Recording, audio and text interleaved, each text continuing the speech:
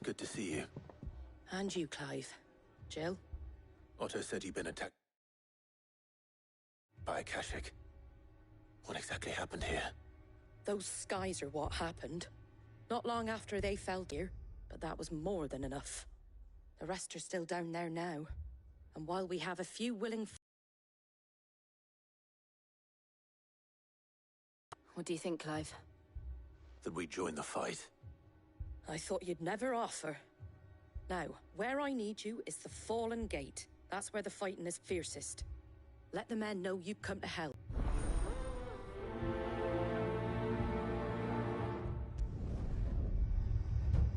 Do you think there were as many as Martha says?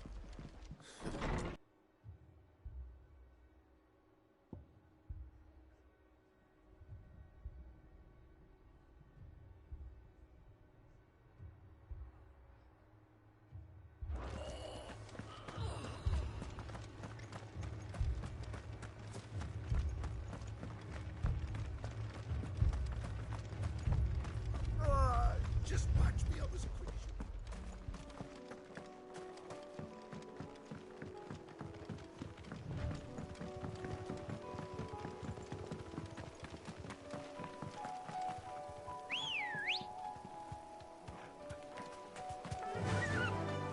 Fly, Ambrosia.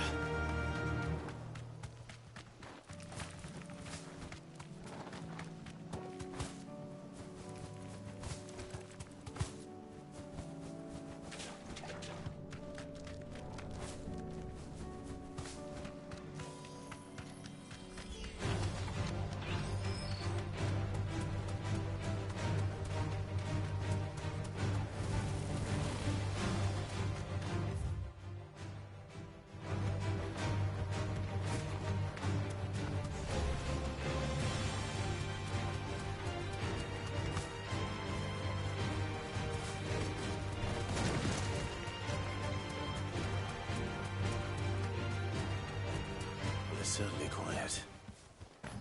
If I were a giant antelope, it would seem like just the place. I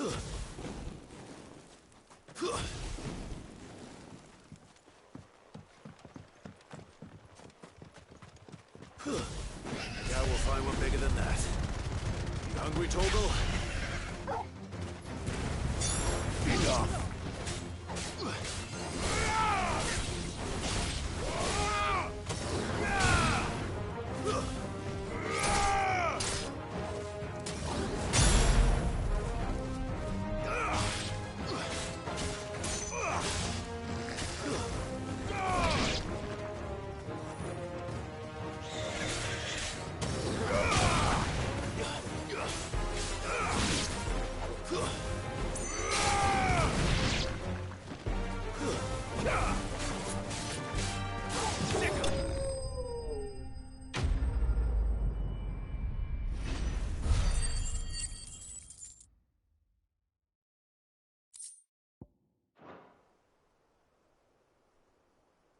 Now,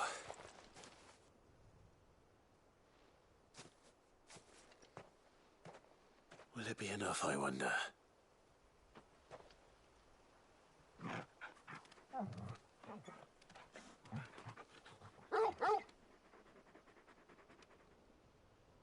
I say that answers my question, which means we owe the lawsmen our thanks. You're just a big puppy, aren't you? A very big puppy.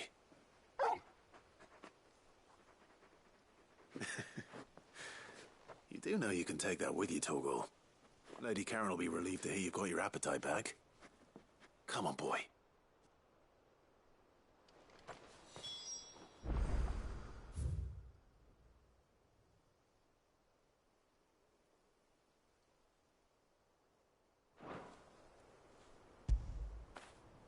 Get it, boy!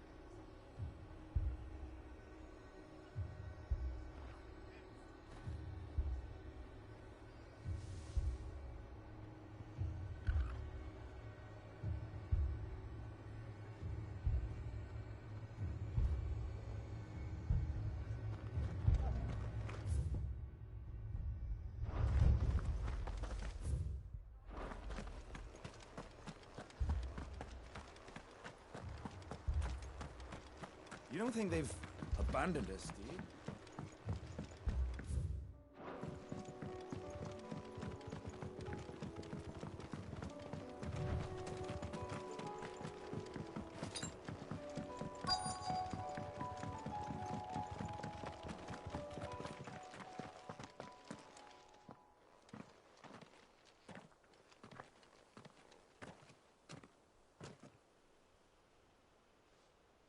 Clive, wounded.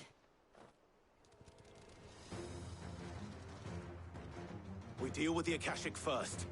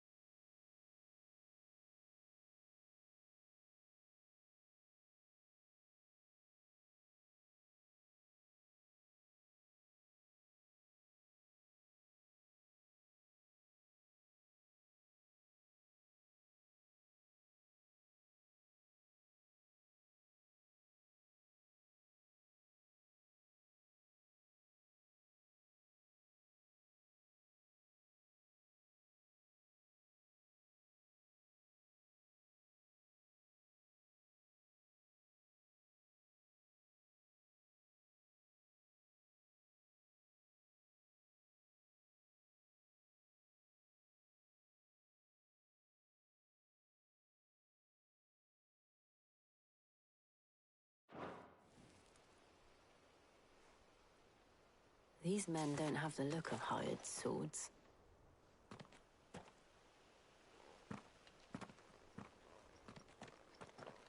If you've come to rob this place, You are mistaken, my Lord Rosfield. We're here by Madame Martha's leave. how do you know my name? Forgive me, my lord. There wasn't time for introductions. We're with the Guardians of the Flame. Wade's men? But how did you come to be here? Where is your commander? So Take your wounded back to the inn. Martha will see you're looked after. We'll join you anon.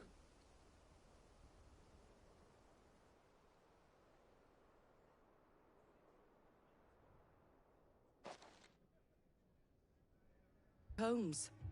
They were making ready to leave just as the skies turned, and we agreed it was best we stuck together. Martha! Trouble! The scouting party's almost at the lift, but they got a pack of Akashic snapping her.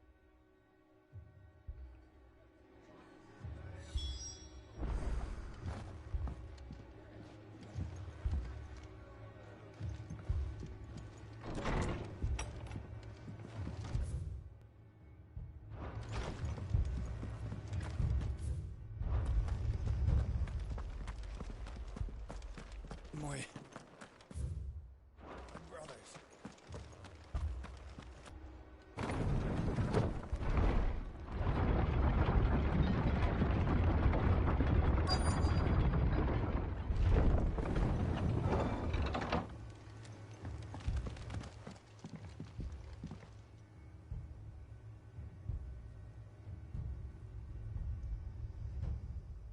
Squire, I need you to get those who can still walk up the lift to Martha's. But what about... I didn't ask, Oscar. Sir. So, Wade. Lord Rossfield. If you aren't a sight for sore eyes. Martha seemed to think you might need some help.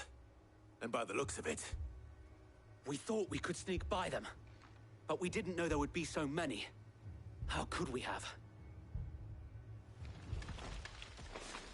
Behind you!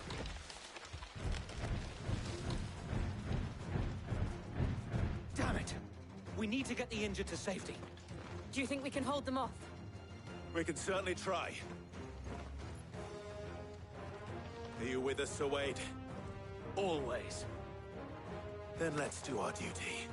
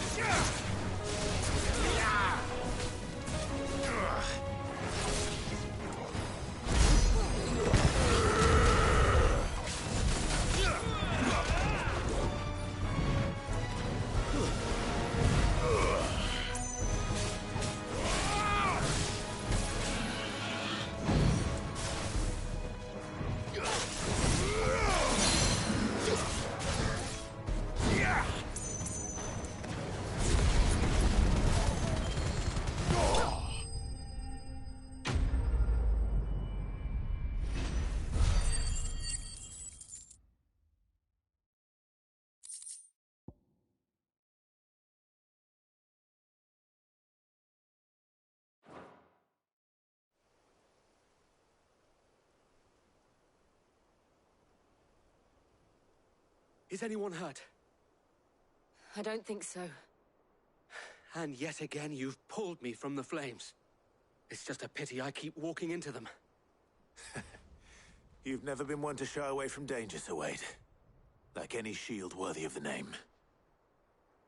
I see you're all in one piece. Martha!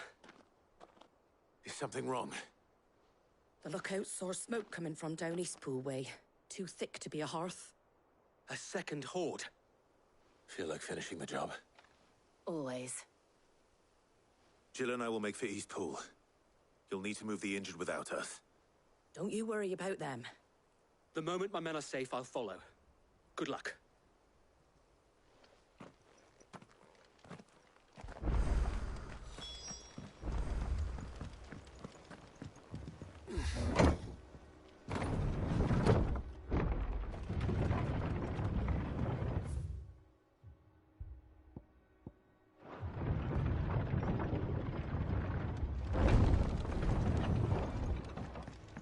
Mad dogs.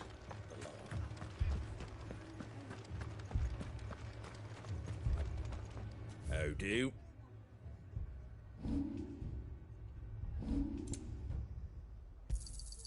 Much obliged.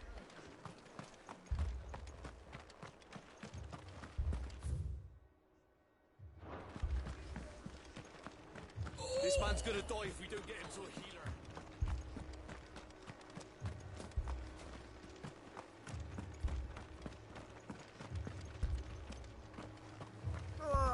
Just patch me up as quick as you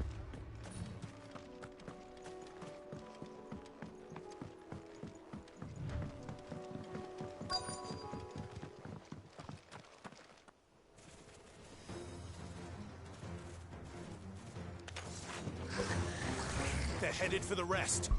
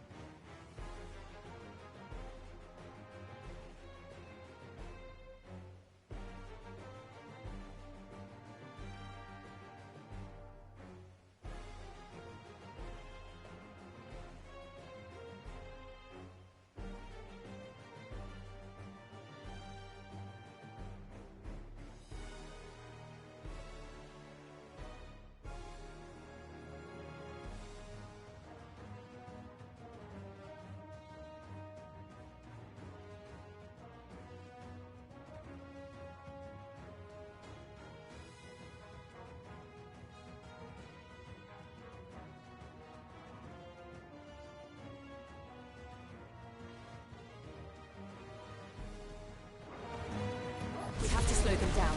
Martha and the others won't be ready.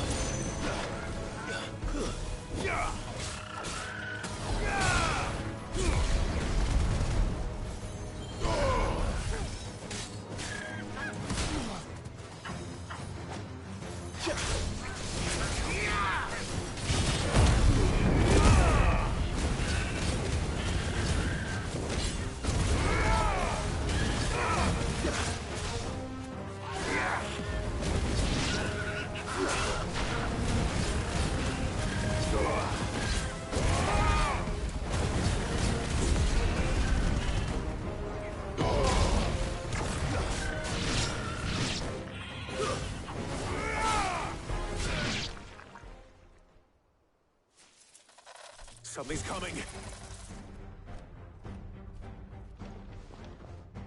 Apologies, my lord. Did I miss anything? Only the first round, Sir Wade. Shall we?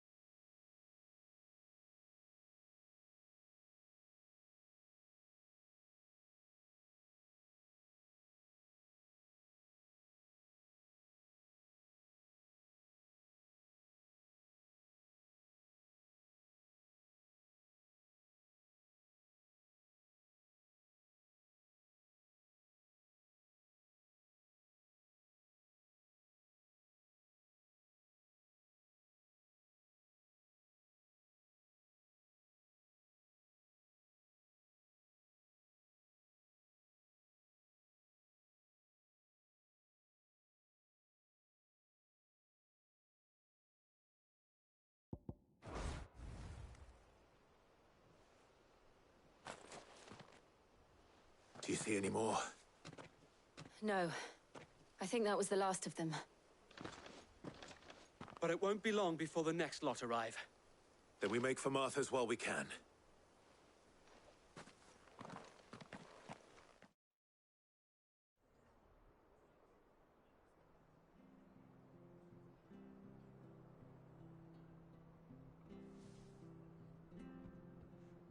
What did you find out there?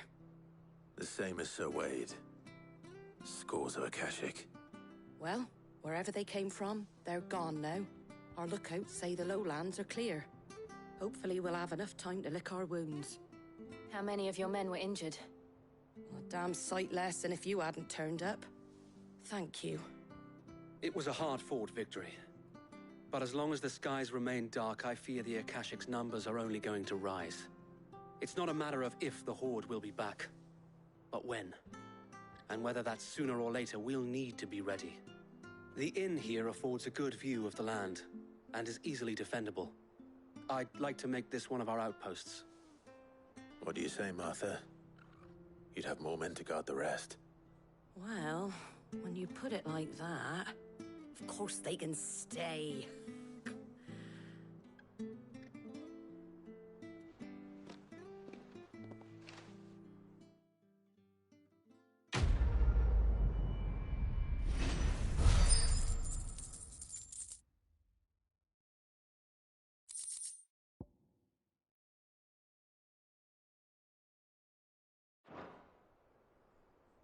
My lord, there's someone I'd like you to meet. Oscar, over here.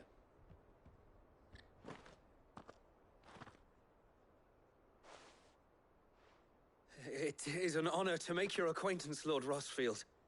I am Oscar. Oscar of House Murdoch. Murdoch? I wasn't aware the Lord Commander had children. Oh, he didn't. But his brother, my father, did. I am Sir Rodney's nephew.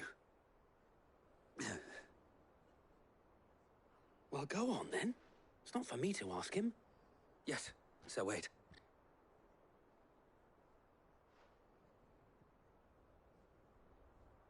If it please you, my Lord Marquis, might you take me as your squire? I would learn the duties of a shield from the finest. I'm sorry to disappoint you, Oscar, but I'm a shield no longer. Nor was I ever the finest. And spending time in the company of an outlaw hardly seems a fitting education for one aspiring to take his oaths. My Aunt Hannah once told me that a man is not defined by his title, but what he does in its name. You have accomplished much since taking on the mantle of Cid, winning no little honor in so doing. And I would sooner serve under an honorable outlaw than an unworthy shield. Not that Sir Wade and the other Guardians are... I mean to say that, they're... It's all right. We know what you mean. There is only so much the boy can learn from me, my lord. But a squire? Would that really be so bad? You were a squire once. And I'm certain Sir Rodney would approve.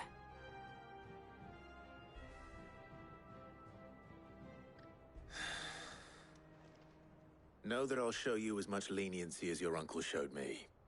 I would not have it any other way.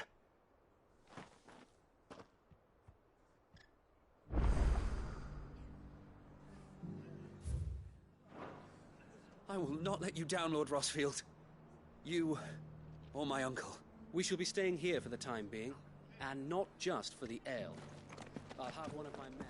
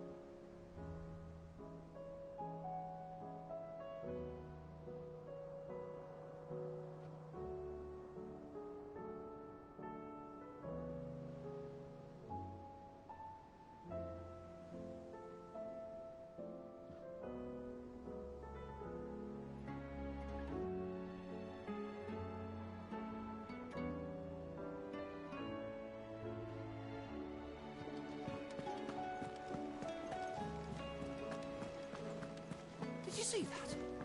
Tell me you saw that.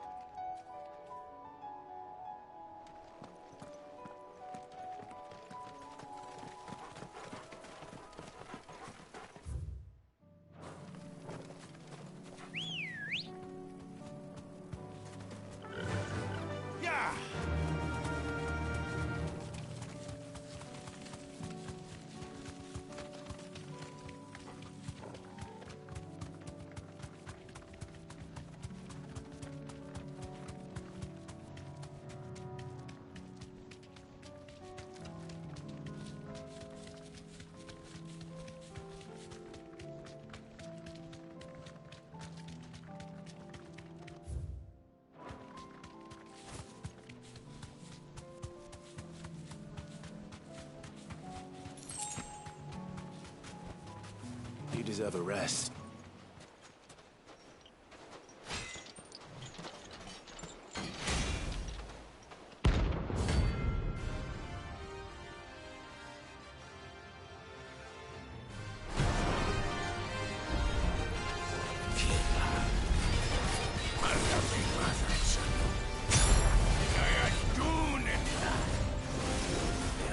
Dark in our shores again. But not for long. I'll be fine now.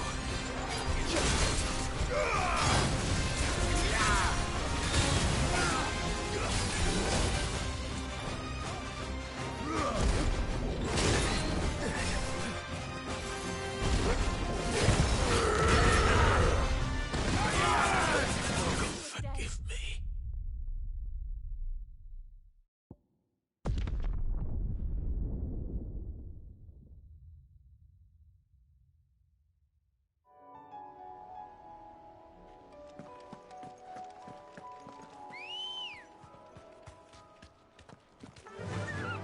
Fly, Ambrosia.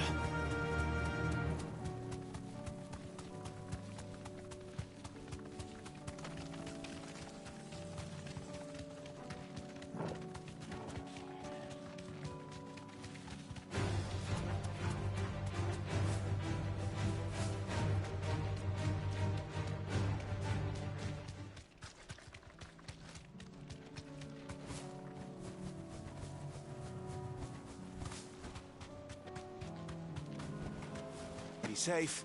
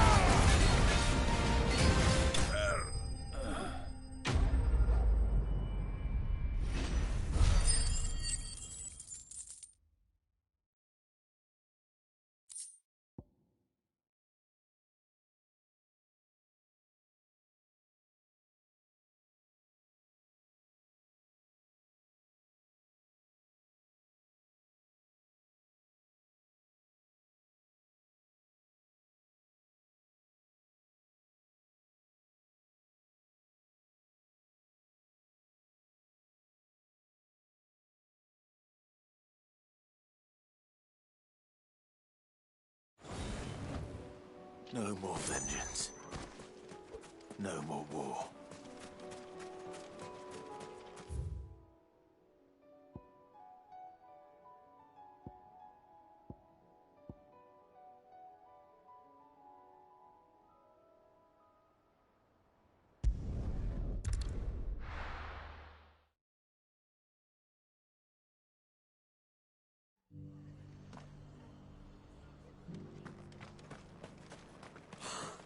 Thank the Finder.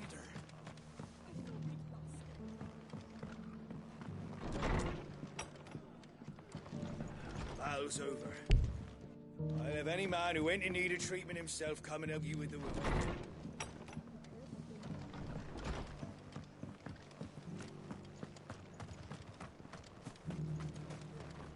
How do?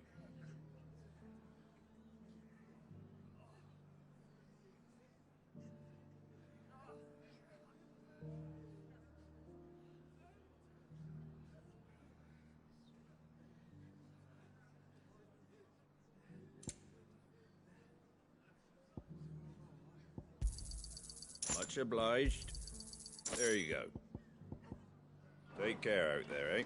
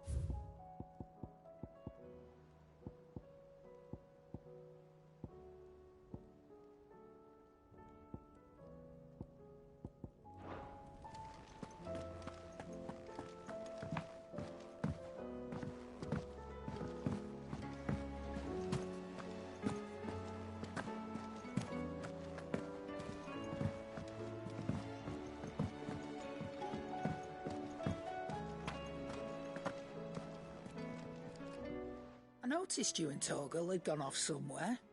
Take him for a walk, did you? You could say that.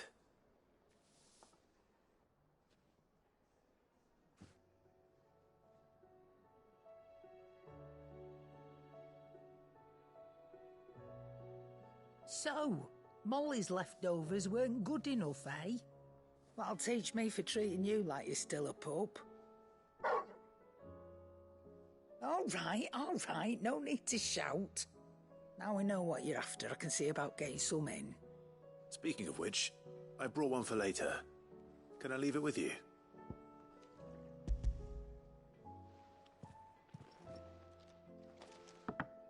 You can, aye. I'm nice like that. In return, you can thank Tomes for me. The bloody know-it-all. I was just on my way to see him.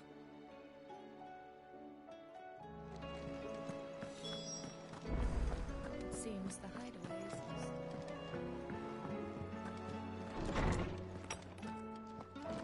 is Is a storm coming soon? Ah, Clive. Were you able to locate your quarry? We were indeed, Lawsman. You pointed us in exactly the right direction. And Torgal's been a very happy hound ever since. Very good, very good.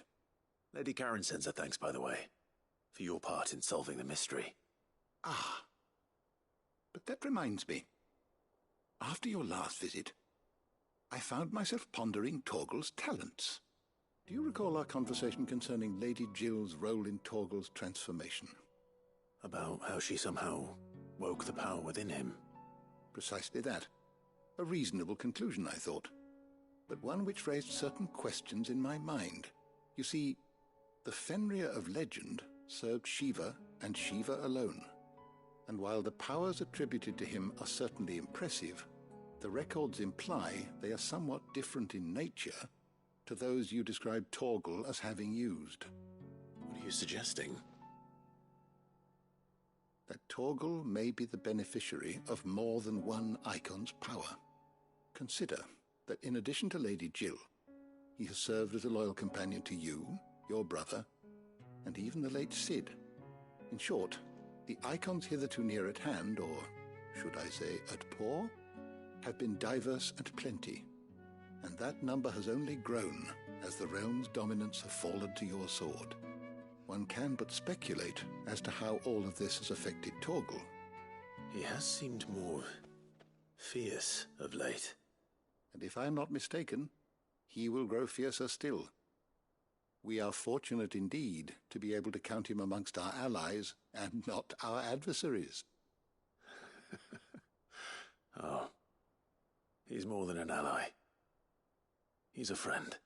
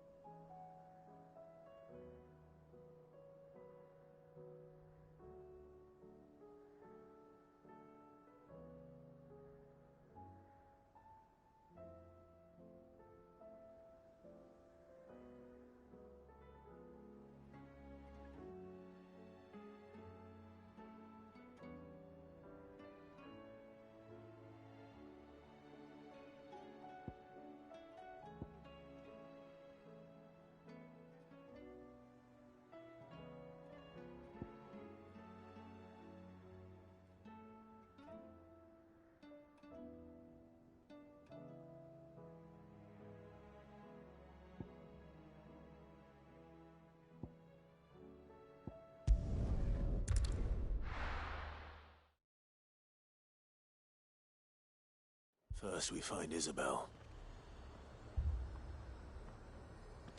Heard a bloke saying he saw ghosts on the far side of the road. I saw it with my own eyes.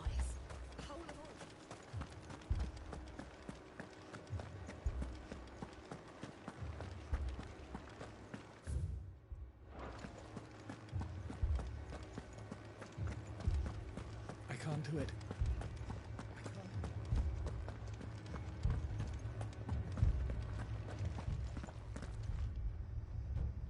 My lord. Milady. We received the dame's message.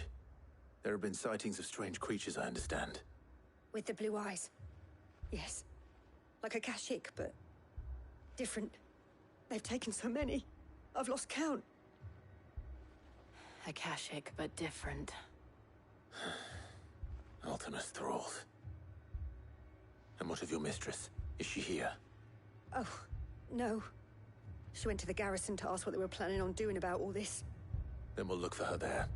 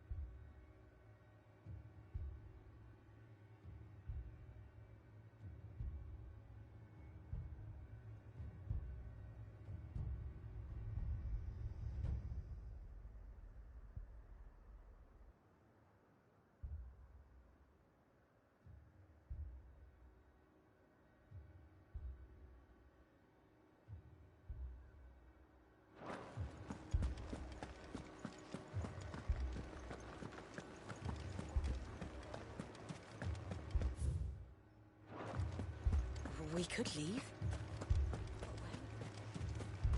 The two soldiers were carrying another.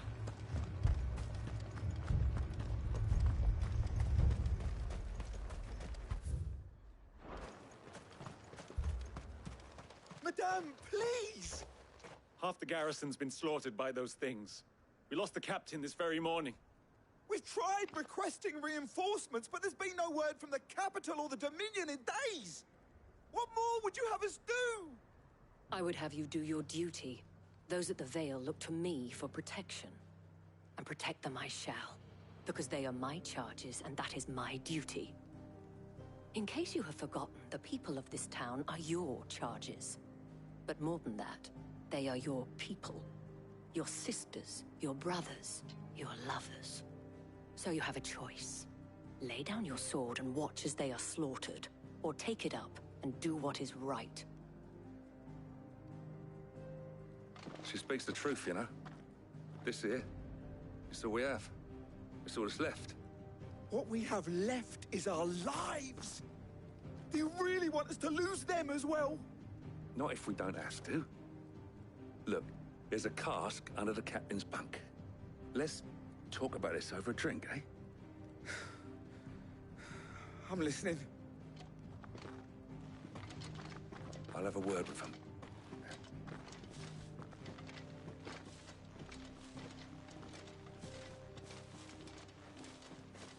Ah, Clive. I didn't expect help to arrive so quickly. And sought to take matters into my own hands. It was a noble effort, but I thought you might still need some support. How like you to consider my needs.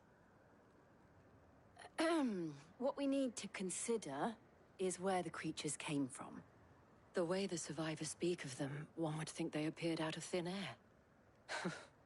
And perhaps they did. It's hard to know what to believe these days.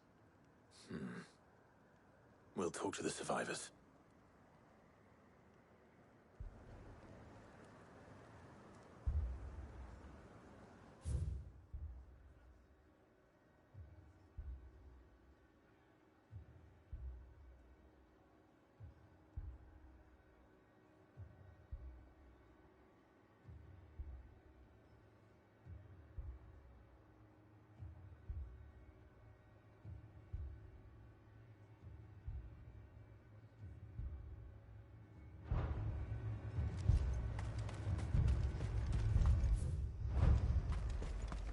That thing, it took off. Did you see the creatures that attacked you? Creatures? Yeah, they came out of nowhere. They went for Joseph first, then me, and then they were just gone. Do you remember where you were? On the road from Oriflamme. We just passed Moor when... Where's my Joseph? It's all right. Just rest now.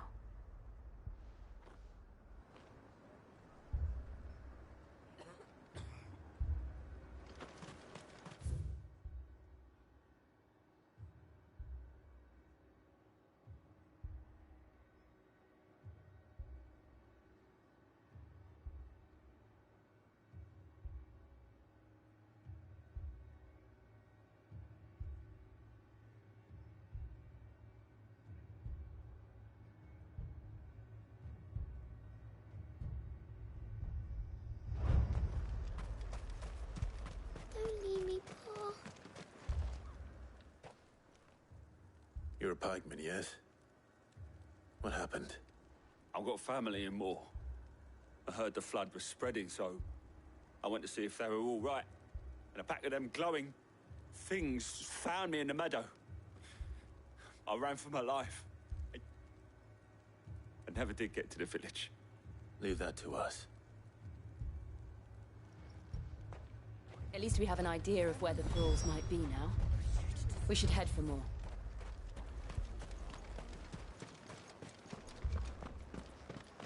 I heard the bells. Is the captain back? Ready? Did you not hear?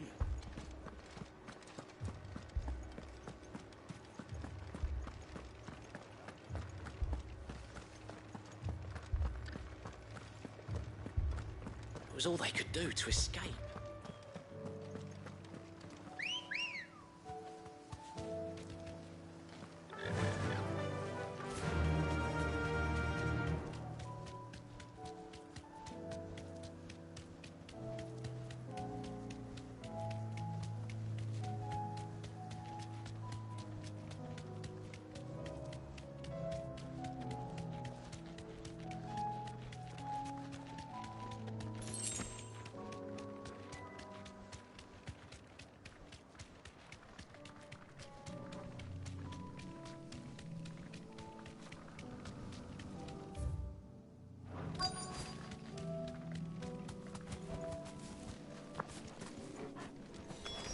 Clive, look.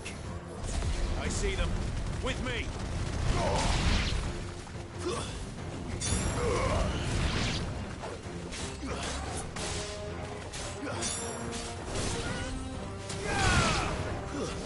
Stay down. Should I try? Save your strength.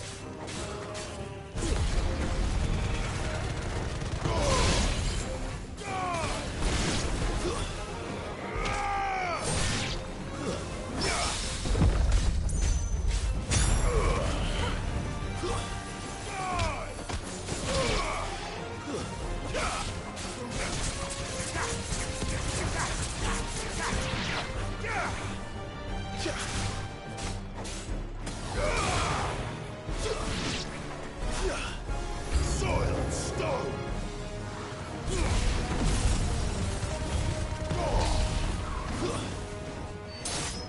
You're finished. Let's try.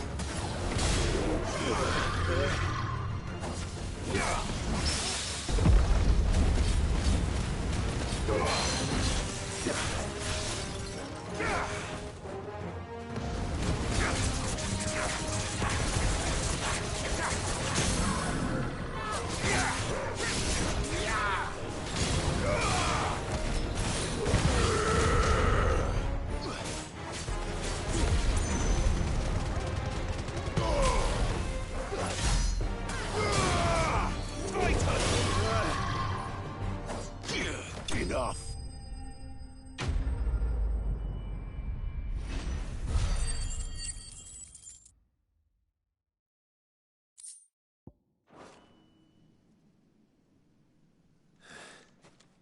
Do you think there are more? There are always more. But I'd say we've done what we can for the time being. Then we should let Isabel know.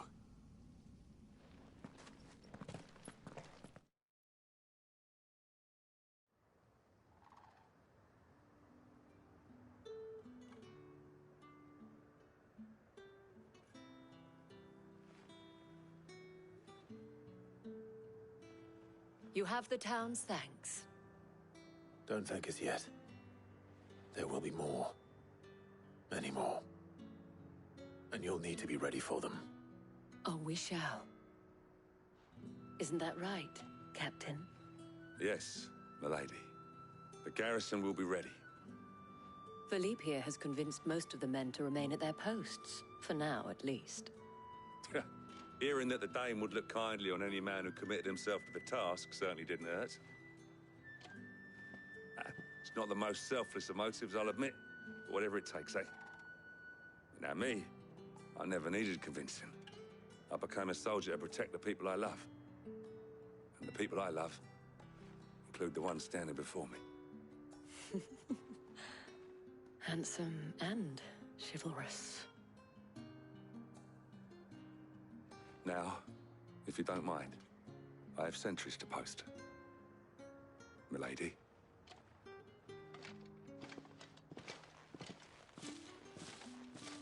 Lest you wonder, I'm not foolish enough to believe that this has solved all of my problems. But it has solved one, and that's one fewer than I had this morning. Thank you again, Clive.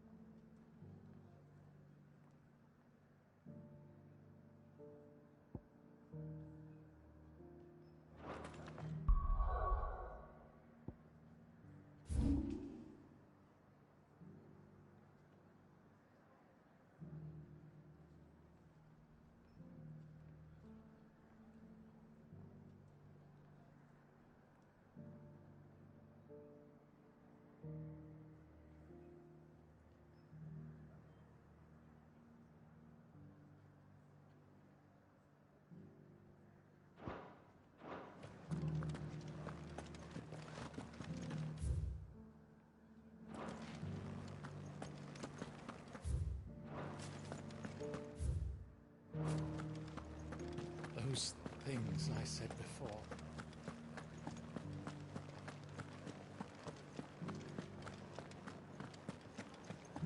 But there were ghosts at the gates not days ago.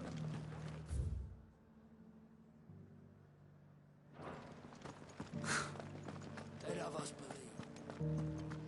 This is no time to ride.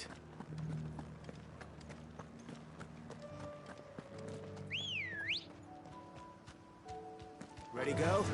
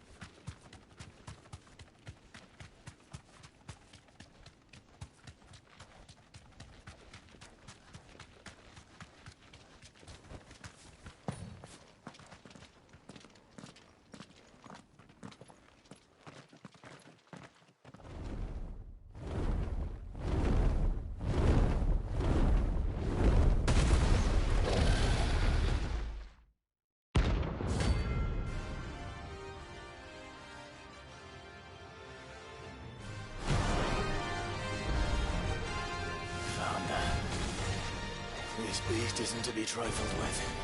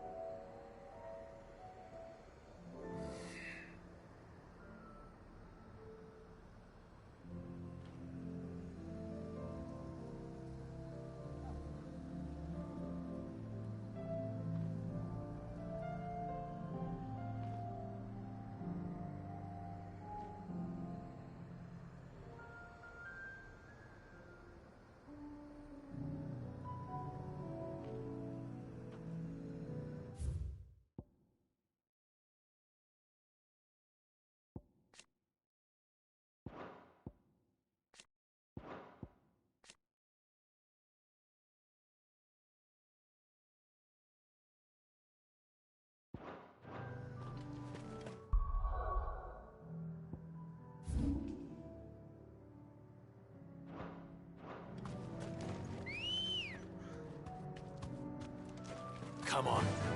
Run like the wind.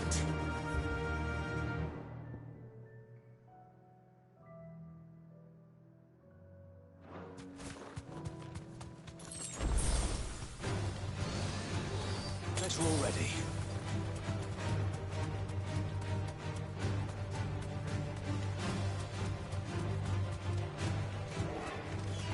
Time to fight.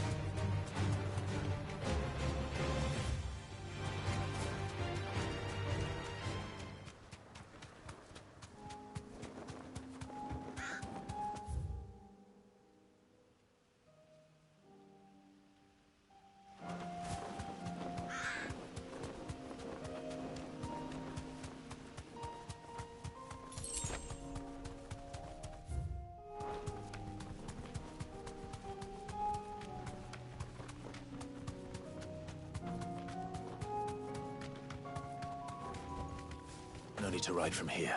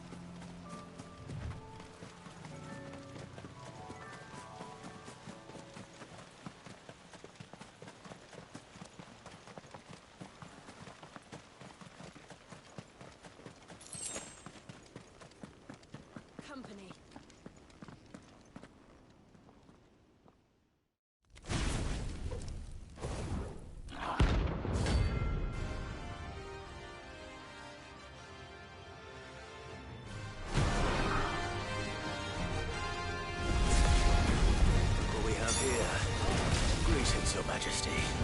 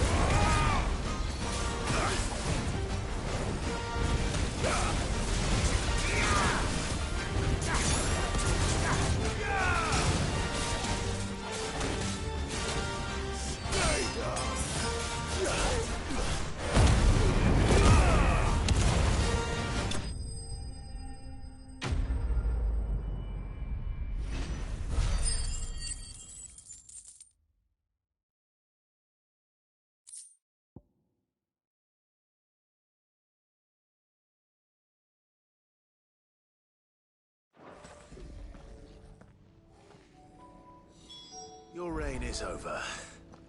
Now to collect the ash. This looks like the stuff. Let's see if there's any more.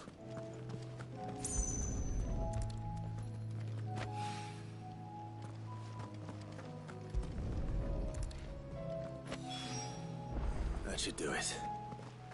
If Hawaii needs more than this, he can fetch it himself.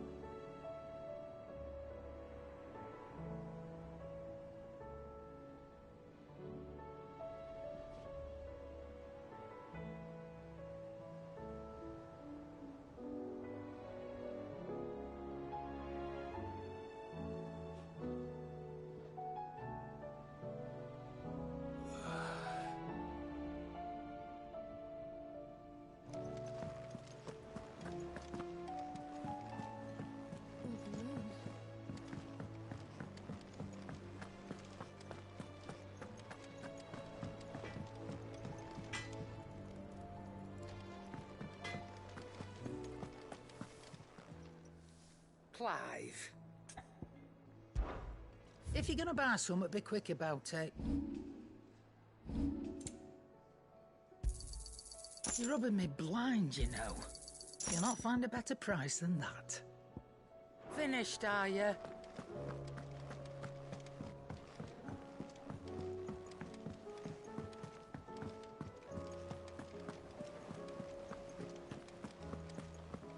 Did you see that? Tell me you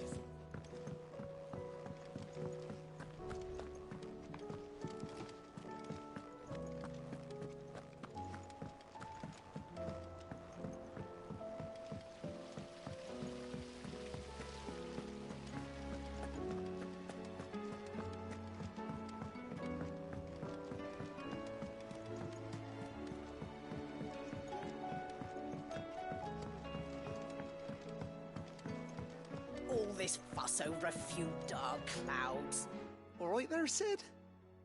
How's that hunt for the bomb ash going? I have it here.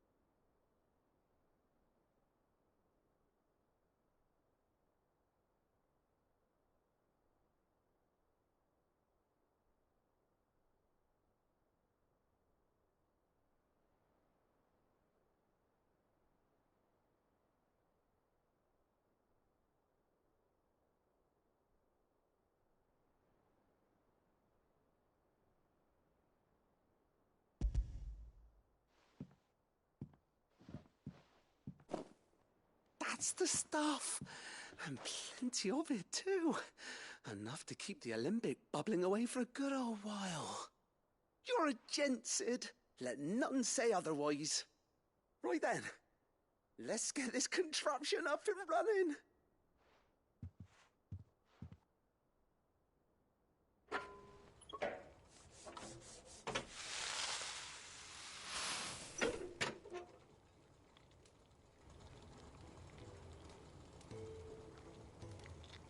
There we have it.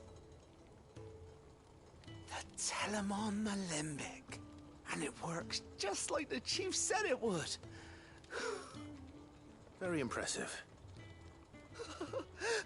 Says the man who cut down a burning boulder. Speaking of which, I still haven't returned the favor. There's no need. The good it will do for the hideaway is reward enough. Don't be silly. Why don't you let me take a look at that bag of yours? The one you keep your potions in. Reckon I could work some magic on that, huh?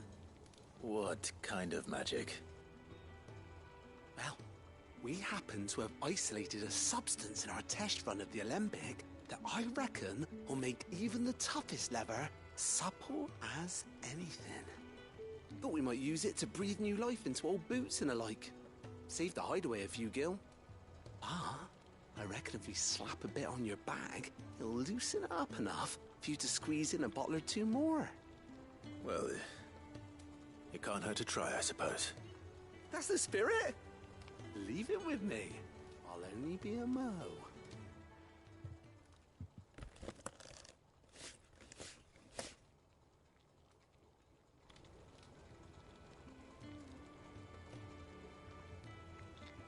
Well, what do you reckon? It certainly feels more flexible. Right? Told you. Thank you. I think. No. Thank you for supporting Mid and the rest of us in our endeavors. Without you, we'd never have been able to discover wonders like that stuff I rubbed on your bag. And I'm telling you, there's plenty more where that came from.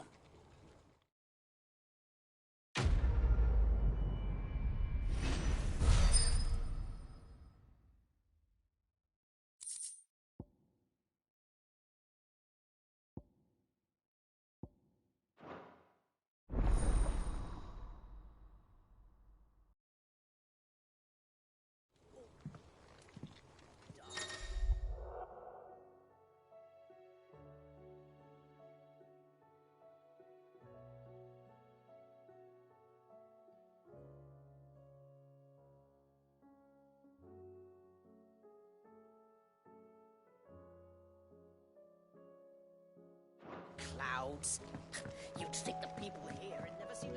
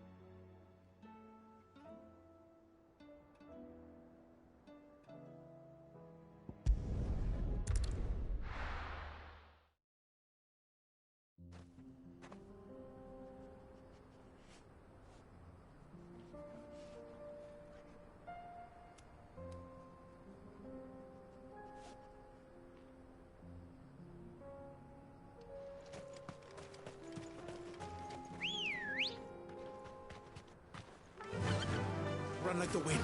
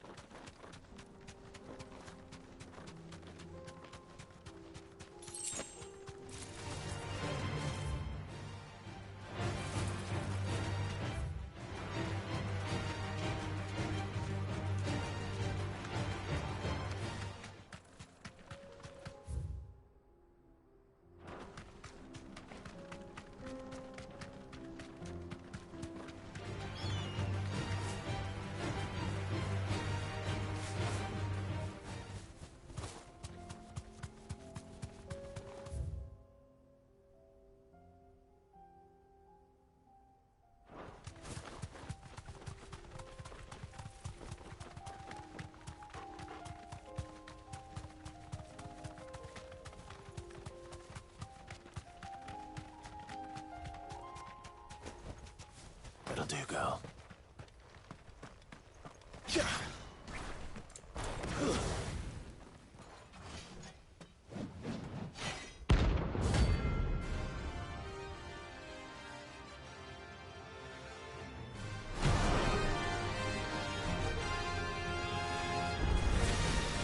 Not the gods' forsaken soul, eh? Only those who have nothing. Show empty your pockets.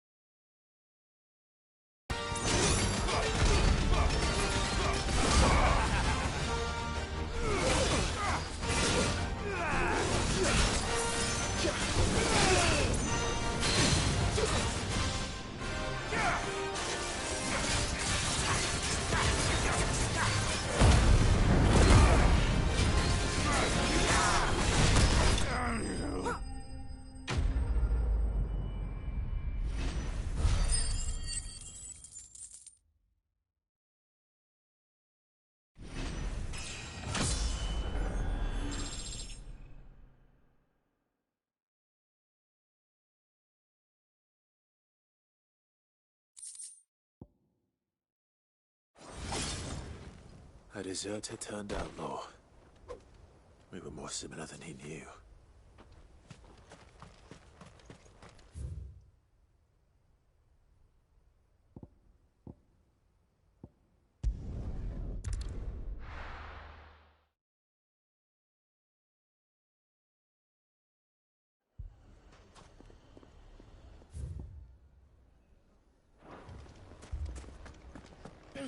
Fucking thieving. My shop.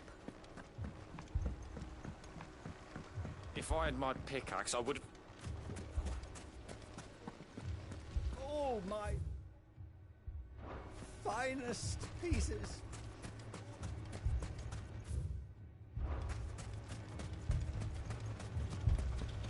Are you looking for something in particular? An excellent choice. Here you are. An excellent choice. Go with Gilbert.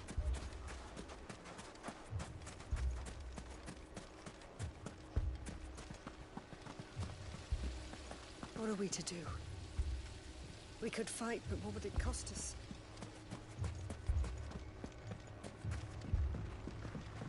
Mummy, I'm scared.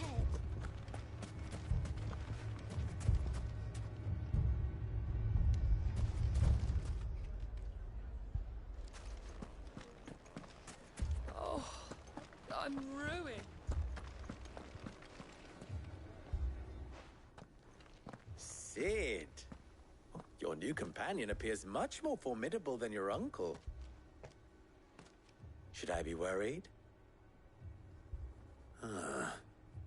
You haven't been introduced. Jill, Clive has told me much about you. All lies, I'm sure.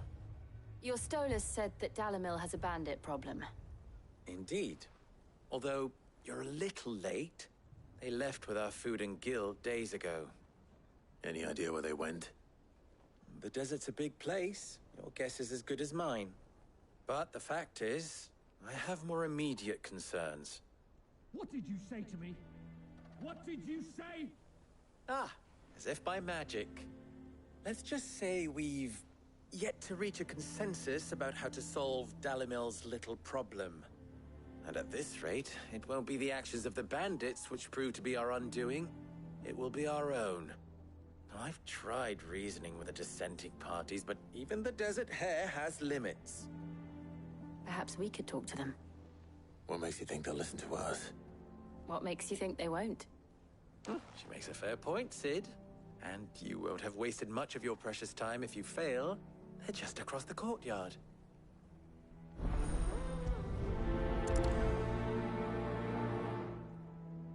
Suppose we just follow the shouting.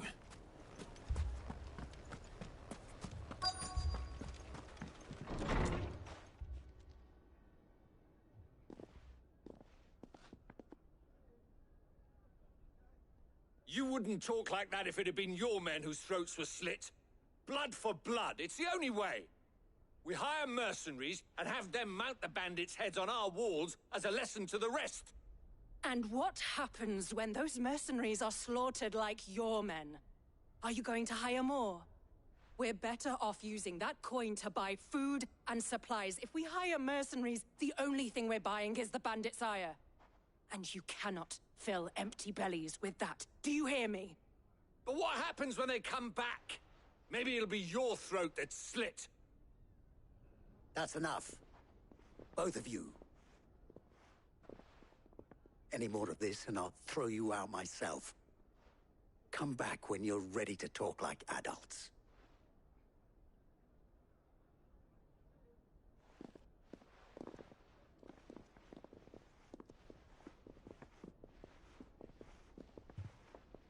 Victor. What's he doing here? Sid. And Lady Jill. What brings you here? I was about to ask you the same thing. Costness is in chaos, and the markets have all but ceased to operate. The Briar's Kiss here in Dalimil is the only place I can reliably obtain supplies. I was here to do just that when Master Lubor told me of his troubles. He thought I might be able to talk some sense into these fools. But if you're here, I suppose his patience must be waning. Who are those people? Those were the thorns in Lubor's side. And the reason this place might be headed the same way as Costness. It's these accursed skies. The darkness is enough to drive a man to madness. Or an entire city, for that matter. We're still working on the skies. But in the meantime, perhaps we can find a solution to Dalimil's problems. I hope so. For all our sakes.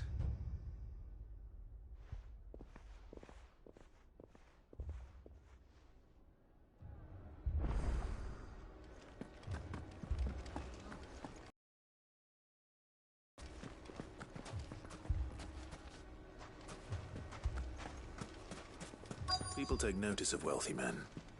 Shouldn't be too hard to track down Karen's collector.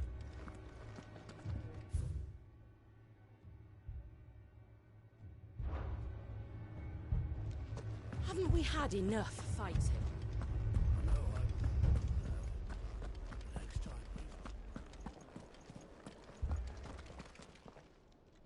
My reputation will be ruined! Ruined! Calm yourself, Lord Ignac, I beg of you, before you do yourself a mischief. Pardon the intrusion, but... Out! Get out! I paid for these rooms so I wouldn't be disturbed. Leave me be! Please, allow me to apologize. His lordship is going through a difficult time, and he's never been fond of guests arriving unannounced. Radim! Get rid of the filthy oaf this instant! Very good, Lord Ignac. Would you mind stepping outside for a moment?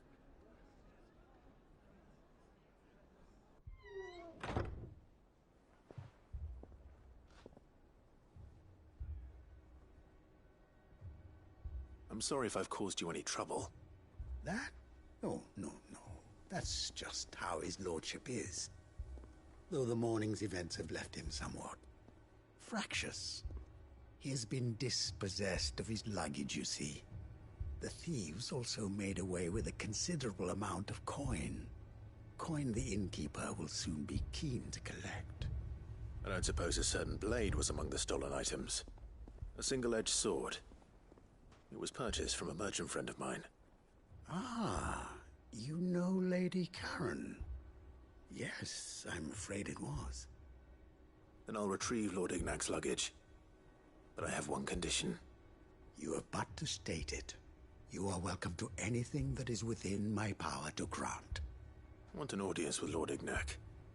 A few minutes should be enough. Then I'll be on my way.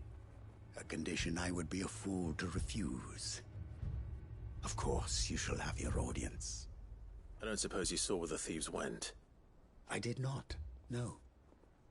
Though some discreet inquiries made on his lordship's behalf mean that I know where you might find them. The bandit's bed. Every ill-gotten coin in Dalimil is said to pass through that disreputable corner of the Valcroy. And that's where I'm heading. I shall speak to Lord Ignac in your absence, and arrange for an audience upon your triumphant return. That will be very kind of you. Farewell, and best of luck.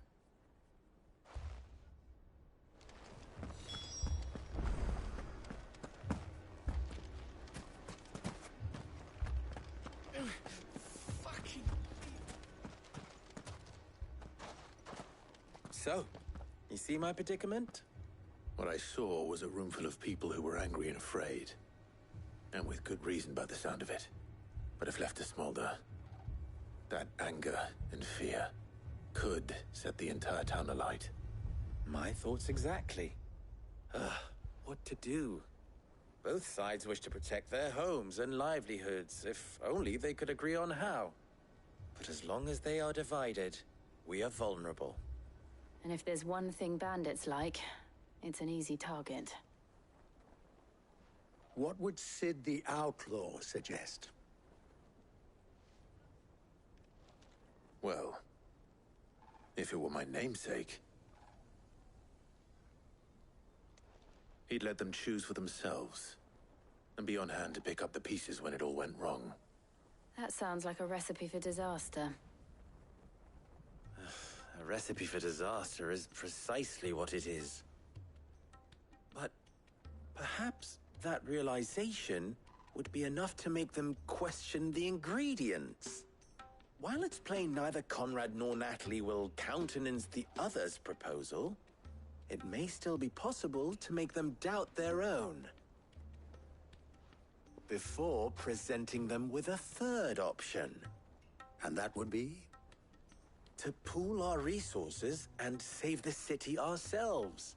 Why fight each other? When all that fear and anger can be directed at the bandits. It appears we have a plan of action.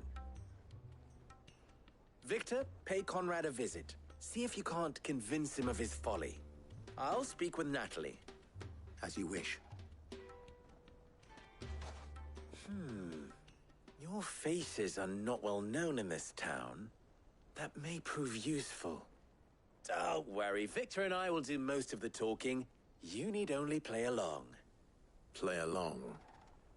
What he means to say is yes.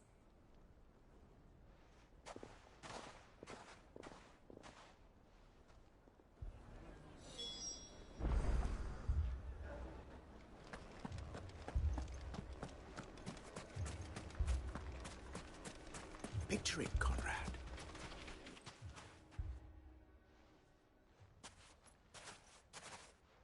Ah, here she is.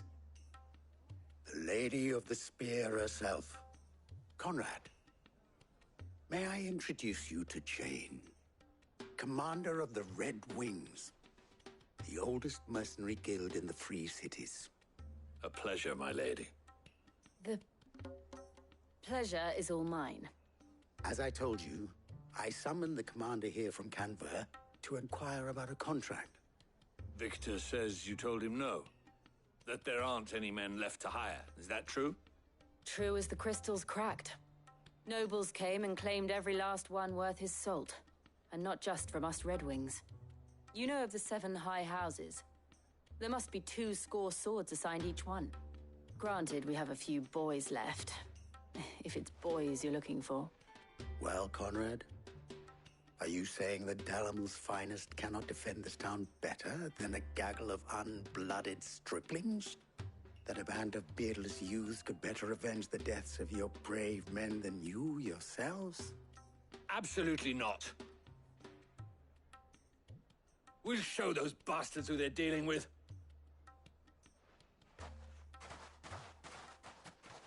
I can't believe that actually worked. Conrad's not what you called the brightest candle in the crypt. And there's a reason why I had you do the talking and not Sid. Well played, my lady.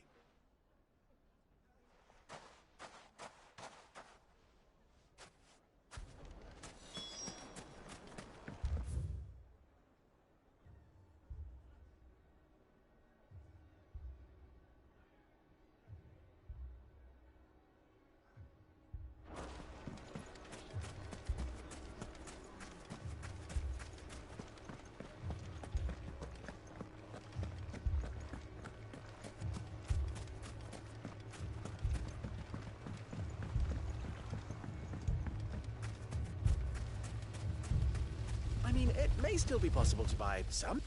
Ah, here he is now. Natalie, allow me to introduce Lord Underhill of Randalar's prestigious League of Merchants. Lord Underhill. At your service. Underhill? I was just telling the good lady of our conversation, my lord, and how you were lamenting the state of the capital's stores. Lubor says that not only are the granaries almost empty, but that war and the Blight mean this season's harvest won't be enough to fill them for winter. Indeed, certainly that is the case. The nobles in the capital are buying up the city's stocks of barley and wine, driving the prices higher than most commoners can afford. It is only a matter of time before the peasants revolt. It is worse than I thought. If what Lord Underhill says is true, I fear we have little hope of supplementing our stores, meager though they regrettably are. And while I applaud your endeavors to dissuade our more bellicose citizens from seeking vengeance, I sense Conrad is not wrong in his assessment of the bandits' likely return. Which means that now, more than ever, we will need to secure what little we still have. Food, weapons, herbs, everything. If our humble town is to endure not only this hardship, but those that are certain to follow, we must stand united. All right. If it will help to protect my home, I'll do it. But you needn't have gone through this charade.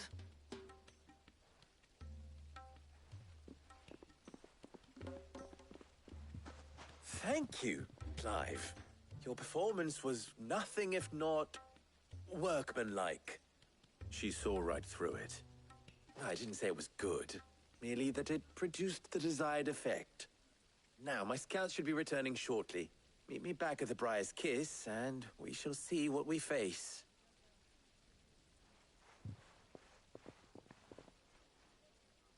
I'm not convinced our roles in this ruse were entirely necessary. I don't know. Conrad seemed quite taken with you. It appears I have no choice but to do what little... If I had my pickaxe, I would... Mummy, I'm scared.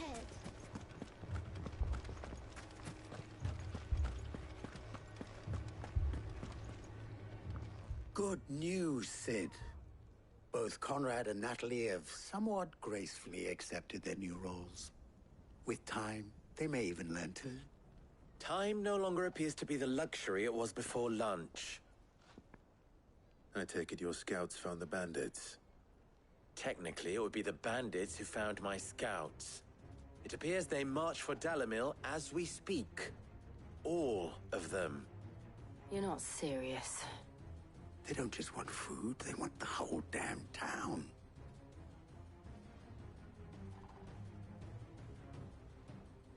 I have a favor to ask. I'm told the bandits march in two groups, one from the south and one from the desert, in a move doubtless intended to stretch our already gossamer-thin defenses. Very well. Jill and I will meet those from the desert. But what of the rest? The rest, my friend, the city shall fight. Together. The stakes, I concede, are high. But if this does not unite Dalimil, nothing will.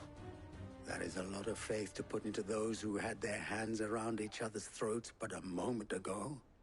Then it will be for us to see that their hands are kept occupied. And I do mean us. I thought you might say that. We'll hold them off for as long as we can. And we will do the same.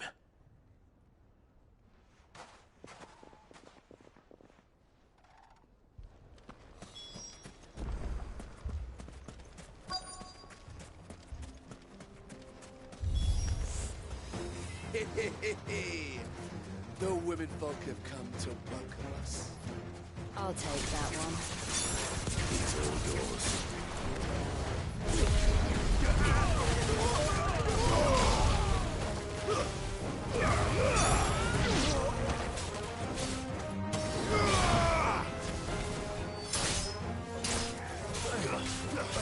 You're finished.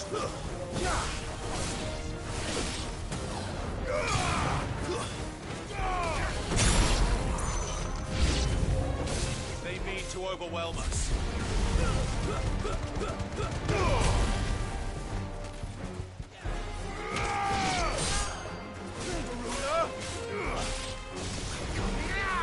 You're finished.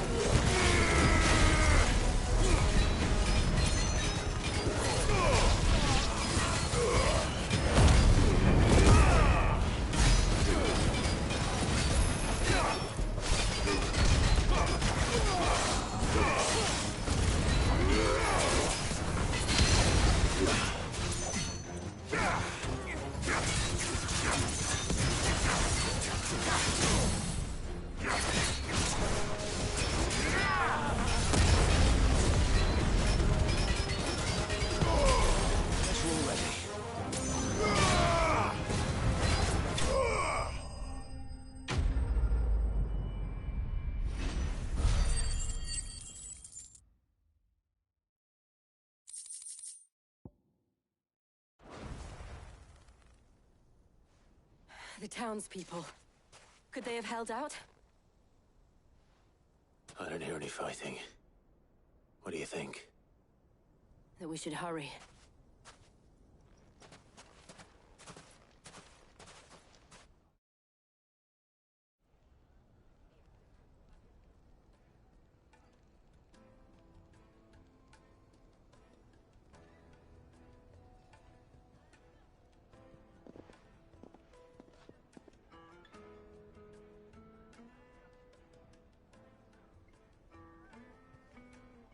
Natalie, I owe you an apology. You did well out there. The inn would have been lost had you not held the line. Without you, there would have been no line to hold. You saved us, Conrad. You saved Dalimil. We all saved Dalimil.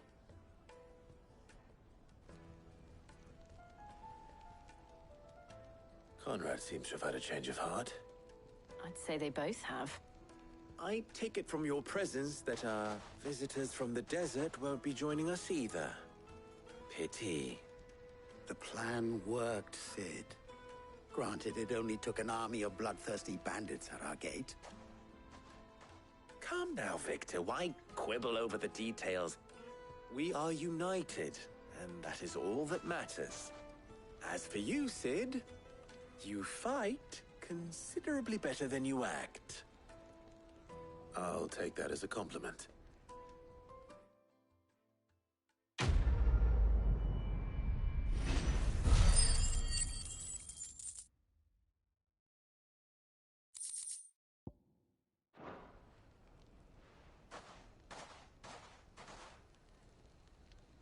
Our friends seem to have things under control.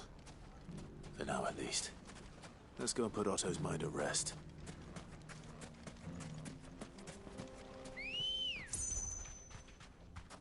Good girl.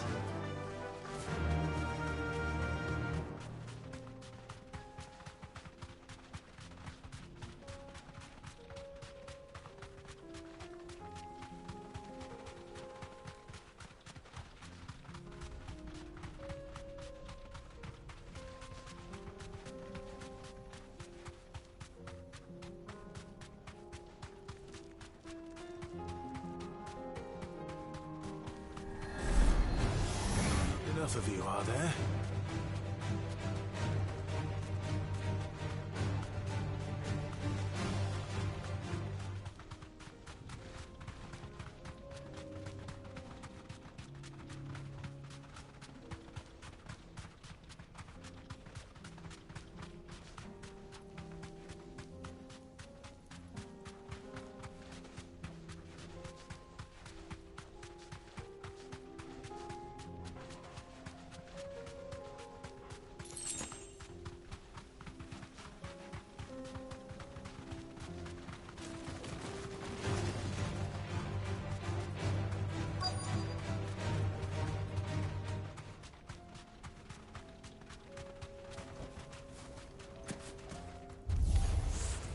Got company! Come on, lads, let's tear the bastard's head off!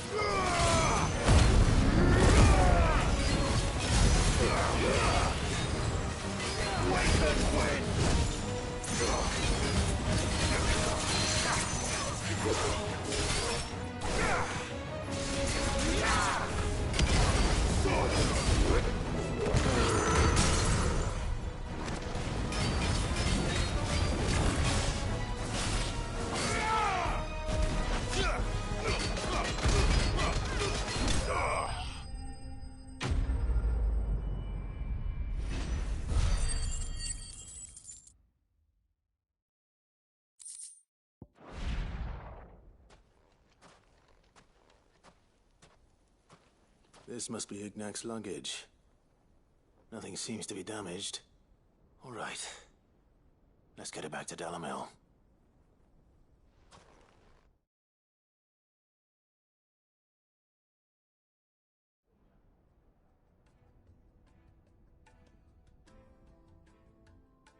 I hear I have you to thank for the return of my effects. What shall I call you, my good man? Wyvern. Glad to make your acquaintance. A formidable name indeed. Well, Wyvern, I appear to be in your debt. Redeem here tells me you wished for an audience. Is that all? A few moments of your time should suffice, yes. You're a peculiar fellow, Wyvern. All right, speak. Master Wyvern was wondering if you could tell him about a certain single-edged sword you recently acquired. Oh, a true work of art, that one. Karen drove me hard on the price, but I would have sold her Radim here to get my hands on that sword. It was made in the Outer Isles, far beyond the Twins, and is used exclusively by the practitioners of a unique school of swordsmanship. They believe no combat should ever exceed a single strike, and hone their blades to such perfection that none ever does. Each sword is made for that one perfect stroke, and for that stroke only. They crack upon a second blow. There's a brutal sort of beauty to it, really. But how do they hone such an edge? Fine question. Why, they use a whetstone, of course. Whetstones, rather. A whole array of them, ranging from the coarse to the fine. 10,000 licks with the sharpening stone, then 10,000 more. But it is the final stone which lends the blade its legendary sharpness. A mineral quite foreign to this great realm of ours. And that is the key. The secret ingredient. Wyvern, it occurs to me that my little lecture is hardly equal to services rendered. Take this, together with my regards. The very stone of which I spoke, far rarer among collectors than even the blade itself, and a far more fitting payment. Thank you. Pardon the intrusion, my lordship. However, it is long past time we prepared ourselves to depart. So it is. I am locked in bitter competition with a rival collector of curiosities. I am one step ahead of the unscrupulous scoundrel, but he is hard at my heels. And there are many other collectors out there. Too many to count, but only one do I consider my nemesis. Lord Byron Rosfield. And is a perennial thorn in my side. I can imagine. Farewell, Wyvern. May our paths cross again. Radim, we mustn't dawdle.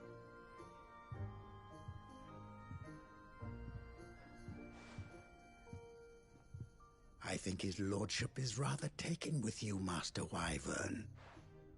Thank you again for your assistance. Coming, my lordship. I'll be right there.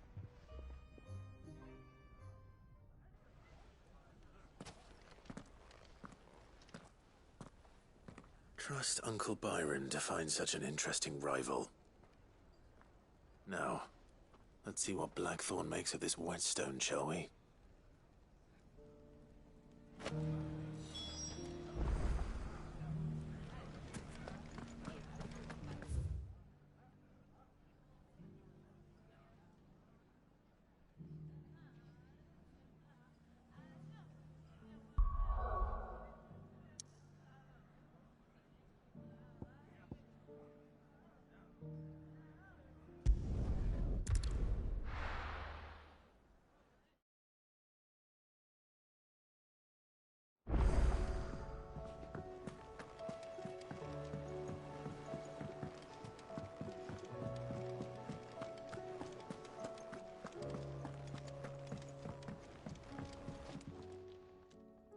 Sorry for the wait, but hopefully you'll agree it was worth it. You learned something about that sword, then? I did better than that.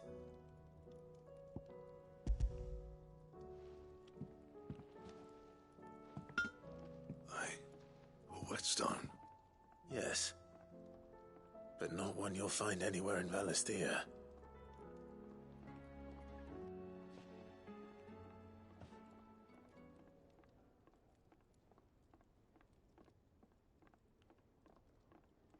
No Wonder I couldn't get the same finish on the grinding wheel. One hit and all done, eh? Might not be so bad if all you ever fought were duels. Good luck on the battlefield. Your second opponent would be your last, no matter how good you were. Even so, is there some way it could be used to give the curse breakers an edge? I think so, yeah. With this whetstone and the right kind of steel, I could probably even make a twin of the blade that rattled me. But there'd be no replacing this little rock once I worn it down to a sliver. I reckon we get a dozen swords from it, if that. Swords that the curse breakers wouldn't know how to wield properly, and that would see them through a single fire piece. Nah, no point trying to copy that thing. Be about as much use as a wax anvil. But finishing our blades with a whetstone this fine, now that's something to consider. And what's finer than fallen masonry, eh? Or more hard-wearing, for that matter. Just imagine it. Good Valisthian steel with an edge as sharp as any found in the Outer Isles. I won't make a copy, nah. I'll make something much better. I'm sure the curse breakers will be delighted. Just don't push yourself too hard. Don't you worry about me, sunshine. I've been working day and night since I was half your age, and I'll still be here when you're long gone. Hey, thanks, Clive. I mean it. I owe you one, August too. It's good to know someone's looking out for me. He'll be happy to hear you said that. And I'll see that my debt to you's paid. First new blade I make's got your name on it. You come and find me when you've got the materials. All right. I will.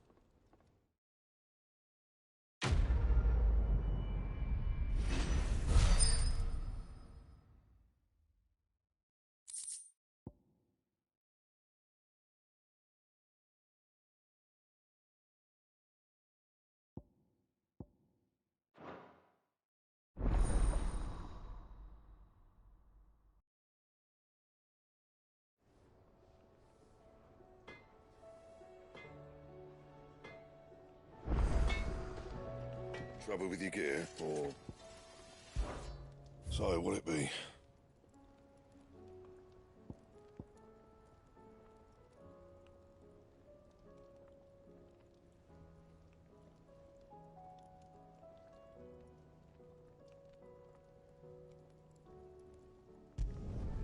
No scratches, right?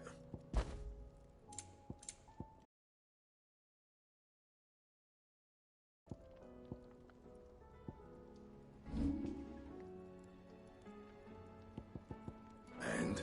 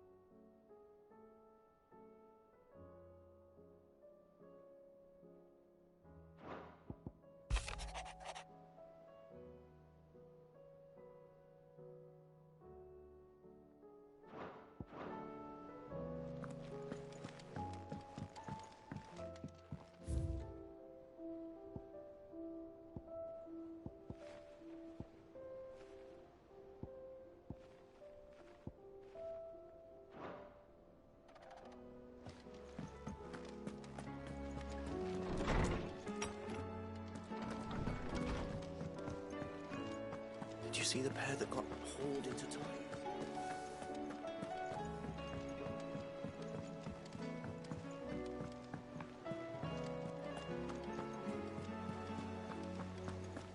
Did you see that? Tell me you saw that.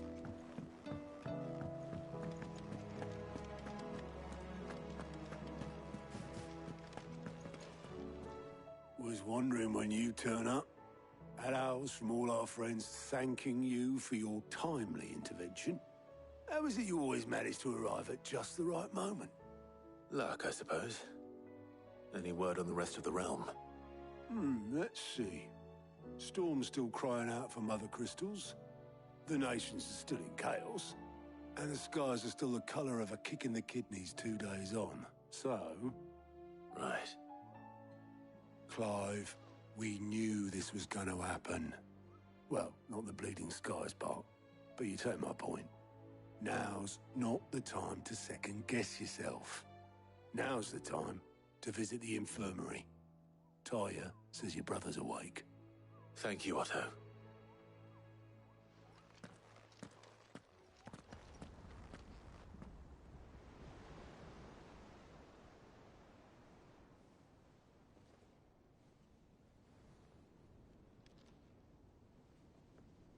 So it was not Sylvester, but Olivier who served as Ultima's puppet. And when Dion learned of this, he sought to slay the fiend.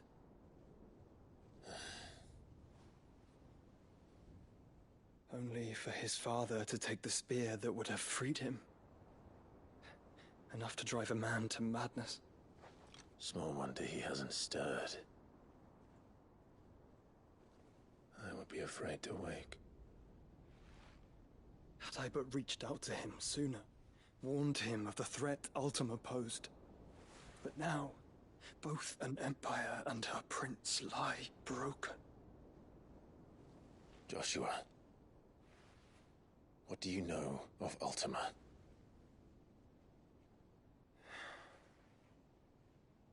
Very little, I'm afraid. Despite my best efforts. 18 years ago, as I lay buried beneath the rubble of Phoenix Gate, 'twas not death who came for me, but another. And it was while in my rescuer's care, I first heard of Ultima. I've been chasing his shadow ever since. Ultima is driven by some deep, dark purpose, and for whatever reason, it would seem you are crucial to his designs. He will stop at nothing to have you, even if that means toppling an empire. But why me? What possible use could I be to such a creature? That is one of many answers that have eluded me. Yet, I am certain of this. It is not mere chance. You were chosen for a reason. All dominants carry within them the might of an icon. Nigh limitless power that is at once acutely limited. I wield fire, and only fire. And I only ice. 8 wardens for 8 elements. But you, Clive. You are different. You're special. Your abilities begin with the flames of Ifrit. But they do not end there. The fact Ifrit can even exist goes against everything we thought we knew of dominance. Perhaps Ultima has been waiting for one such as you, whose potential is truly limitless. I've encountered that thing several times now. If it or he, as you say, needs me, why hasn't he claimed me as he did the boy?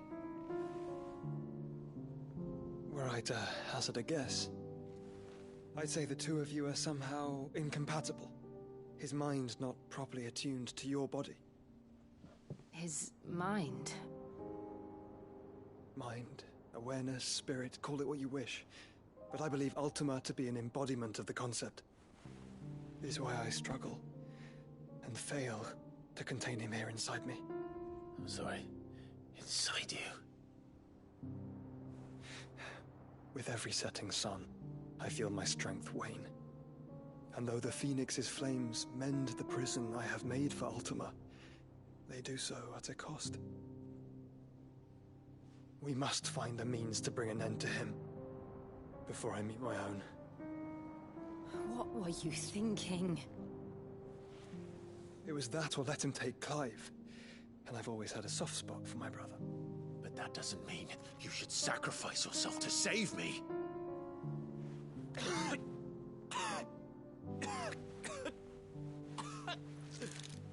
Joshua! Clive! It's Gav! There's an army of Akashic at the gates of Canver.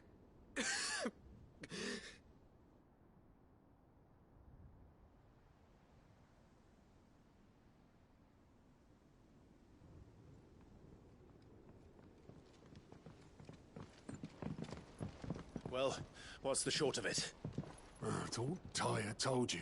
The capital of the Free Cities is under siege by an army of monstrosities. The city guard are doing their best to stem the tide.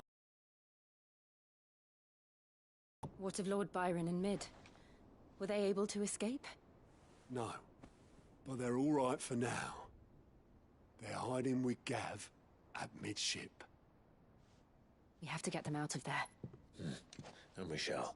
Otto, prepare a Stolas. Tell Gav to stay exactly where he is. Understood. Vivian, what's the swiftest route to the Free Cities? That sounds like a question for the map. Look here. This road, through Tabor, should provide the least trouble. Good. What a coincidence. Tabor is exactly where I'm bound. Joshua, bed is where you should be bound. You don't think I told him the exact same thing? Were Tyre not such a talented healer, I would surely have been inclined to agree. But, thanks to her ministrations, I feel I may safely rejoin my attendant, who was to wait for me in Tabor if we became separated. All right, we travel together. Clive! If he stays close to me, he'll be fine. Thank you, brother. I'll look after him.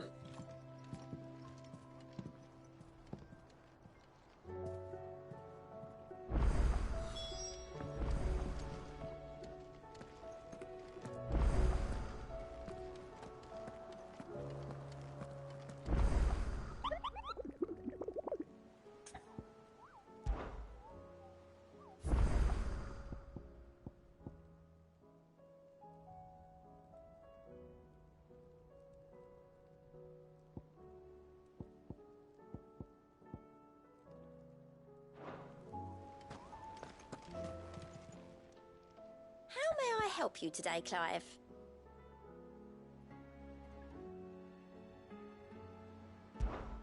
Come to claim your just desserts?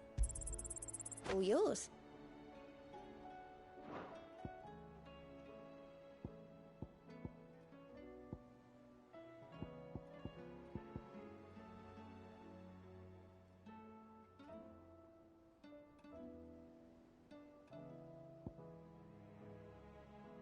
Best of luck out there, Sid.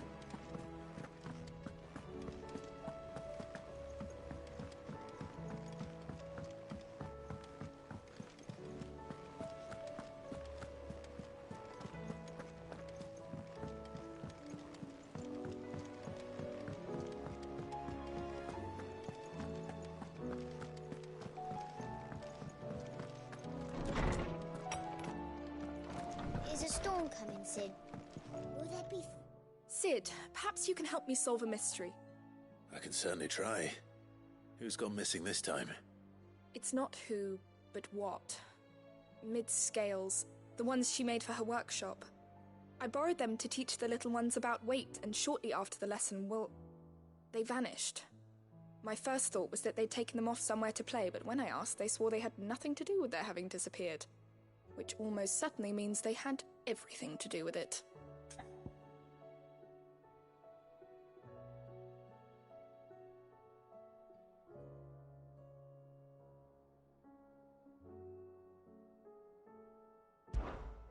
Perhaps a visit from Sid will jog their memories. I think it just might. Thank you. I don't like to imagine that my pupils would lie to me. But if they have, I'll have no choice but to discipline them accordingly. They were in the atrium when I last saw them, as always.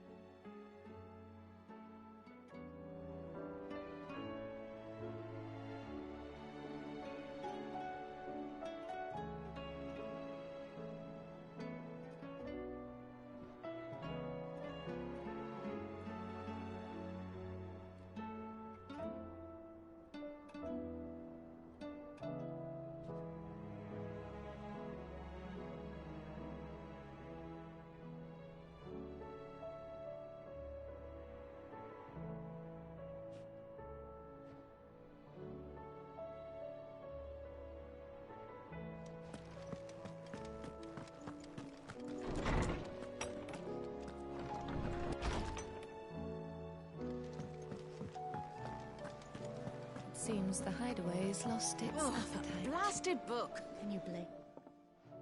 Here, you put me in this situation, Clive. You can bloody well get me out of it. I need a hand with a recipe. Are you sure it's me you're looking for? I'm not much of a cook. I'm all the cook will be needing, thank you very much. What I want from you is a little of your time, right? Oh, and perhaps your sword. You remember Ivan's stew, right? Well, despite the look of the thing, and that awful stench, people wolf it down. So I thought I'd try making one of these supposed masterpieces myself. Had a peek at the book and gave it a go, but, well... It wasn't as straightforward as you'd hoped. Ivan had the same problem. Yeah, but this is my blimmin' kitchen, and I will not be outdone. So if you don't want to be seen as playing favourites, I suggest you lend me a hand. I've never been one to play favourites, Molly. And I would be only too happy to lend you a hand. So, what's on the menu this time? A fried mortress of skyworm. That's one heck of a name, innit? Recipe seemed easy enough to an old hand like myself. Thought I'd followed it to a T. Only, turns out skyworm livers and drake's mint are not what I thought they were. At least I hope they're not, given the rancid mess they made. Ivan said the recipes in the culinary pilgrimage date back centuries. Who's to say the ingredients even exist anymore? Wow. That's a question for a scholar, wouldn't you say? Perhaps you know of one? Kindly old fella who haunts the shelves, maybe? Fine. I'll go and speak to Harpocrates. Perhaps he'll know something. And if he does, I'll see if I can find your ingredients for you. You do that. Lest we forget, you've got a reputation to uphold.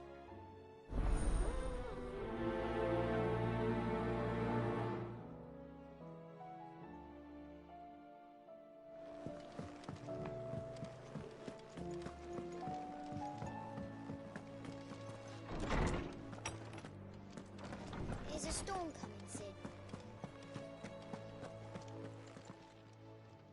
Lawsman Harpocrates. I've come to pick your brain if you don't mind. It's about the book you lent Ivan. Ah, Valisthea, A Culinary Pilgrimage, a classic. One of my favorites, in fact. The young man did a wonderful job with the Chance's stew. I do hope we shall be able to sample more such marvels in due course. That's actually why I'm here. I don't suppose you know where I might find skyworm livers and drake's mint. Ah, so the fabled Sandbrequois delicacy is next on the menu. Delightful. The descriptions of fried mortress never fail to make my mouth water.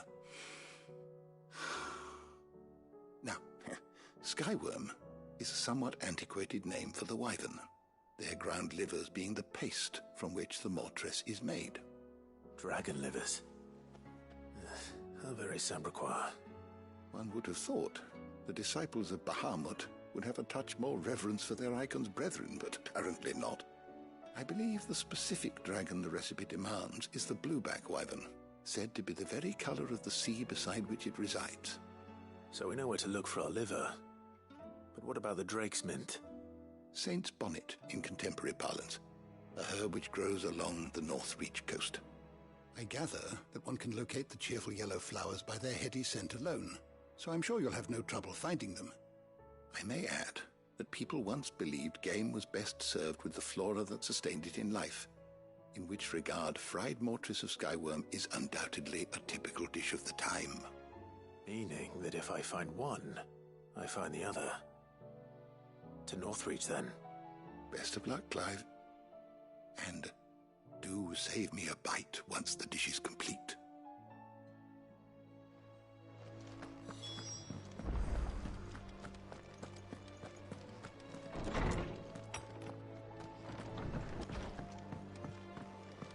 It seems the hideaway's lost its...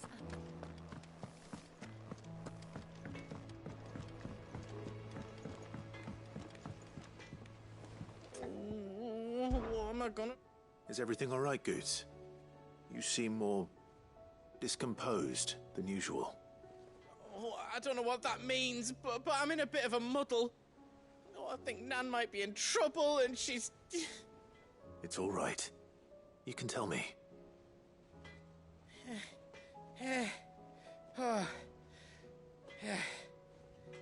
There was a trader came by. One of our usuals, like... Said he'd heard some rotten rumours about her down Dallymill Way.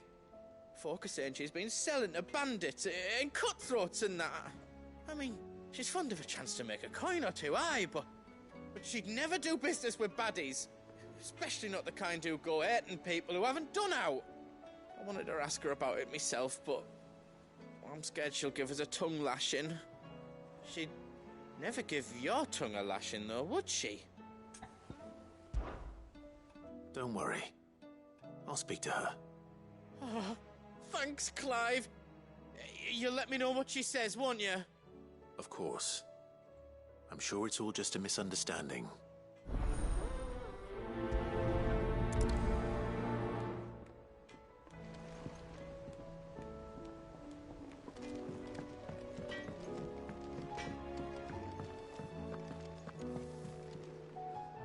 Lady Karen. How's business? Not nearly as foul as the weather. You're doing good trade, then? Both in and out of the hideaway? Can't complain. Wait. What exactly are you getting at? Not once in 5 long years do you pay my affairs half a care, but here you are today, raking me over the coals like a bloody popoto? Just asking. Out of interest. All right. I'm here because I was told that certain rumors have been circulating. About you selling weapons to brigands. Oh, are you? And who was it who knows me so well as to tell tales of my evil exploits? I didn't exactly hear firsthand. All I know is that someone in Dallymill has been spreading word to that effect. And what? You believe it? You think I'm profiting off the blood of innocents, do you? Look, I've done things I'm not proud of. Might be there were a time when I turned a blind eye to the wretchedness of the world so I could line my pocket. But that woman is no more. And you'd know that if you'd ever paid the slightest bit of notice. You're right, Lady Karen. I apologize. It was wrong of me to doubt you. Aye, it was. Now, I reckon you've got better things to do than pointing your do-gooding finger at a poor old woman. Of course. Good day.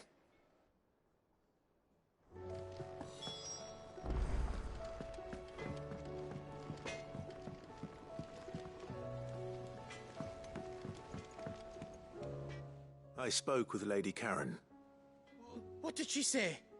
That the rumors were unfounded, and that I was a fool for thinking they might hold any truth, along with some other things that made her feelings clear. And while it sounds like she may have done things she regretted in her past, she says those days are behind her. Oh, well, that's good. I knew Nan wasn't caught up in out bad. But why would people say she was? What did she ever do to them? It's not right. No, it's not. But people do things for all sorts of reasons. Perhaps we'll never know. Well, I'm going to find out. That trader, he said they were all talking about her in Dalimil. So that's where I'm going. I'll find someone who'll tell me, you'll see. Are you sure that's wise?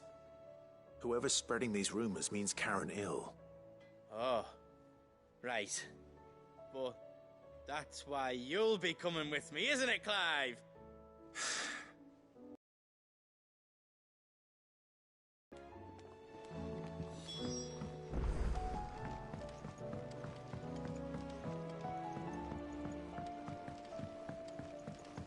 I heard the Emperor was impaled on his...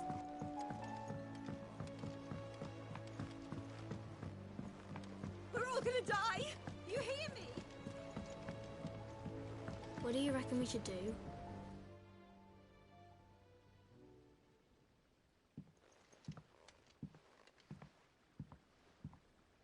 Sid! Hard at your studies, I see. And what is that?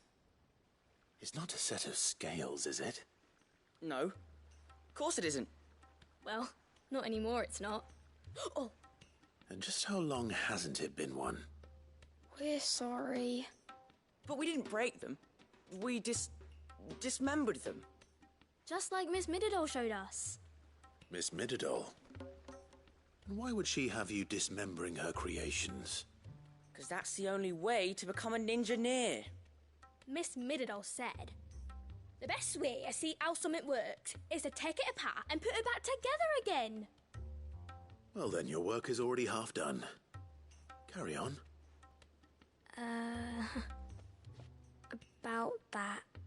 The taking apart was easy enough, but it's the putting back we can't work out. Speak for yourself. The heavy thing goes at the bottom.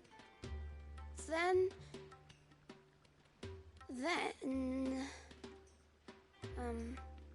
You three need to learn to take responsibility for your actions.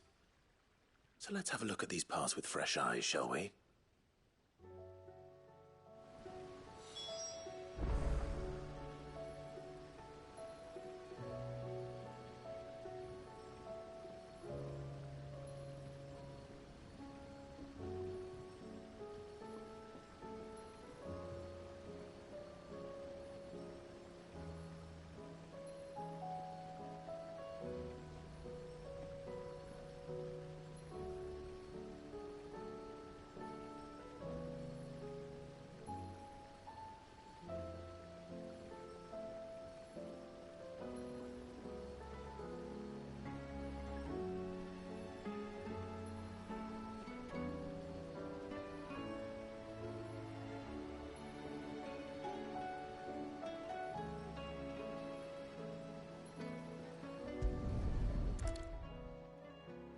All right. Everything here was once part of Miss Mididol's scales. Every piece has its own role to play, and each is just as important as the others. If even one of them is missing, the scales won't work. So let's think about what those roles might be. You already know one of the pieces. The body. Its role is to support everything else. But what of the others?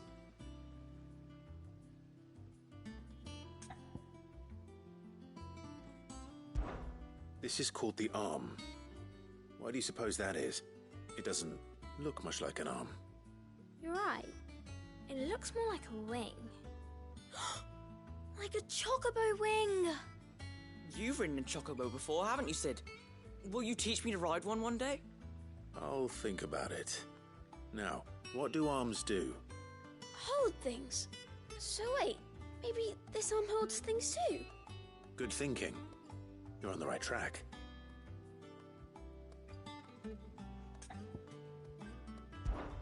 These round parts are called the pans.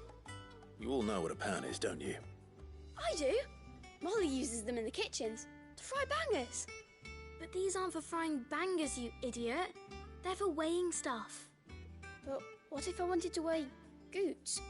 I don't think he'd fit on that little thing. Probably not. What are the chains for? Holding the pans up? Well spotted. Which means something must hold the chains up in turn.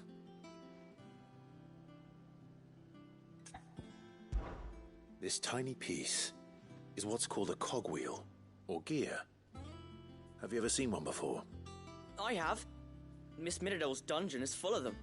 Most are on the floor. She puts them in all her inventions. They spin round and round and round and round and... That's right. They're very useful when you want to make things move. Do you remember if there was anything on the scales that moved? I remember the arm moved when I tried weighing an apple. And then somebody ate it. It's not my fault. You shouldn't have tried weighing it before lunch. You know what part's supposed to move and how it's supposed to move. So, let's put the pieces together first, see what doesn't move, and then stick the cogwheel to that. Not a bad idea. You see? It's not so difficult. So, now that we've taken stock of the parts and learned what they do, what do you think? I think we've got it. Then here's what we'll do. You tell me what goes where, and I'll put the scales together. Well, obviously you need to start with the body. All the other pieces fit onto it, don't they? And the arms go on the body, just like real arms. Or wings, if you're a chocobo. And then the arms hold the pans by the chains. Very good. Let's see if that works. There. All finished.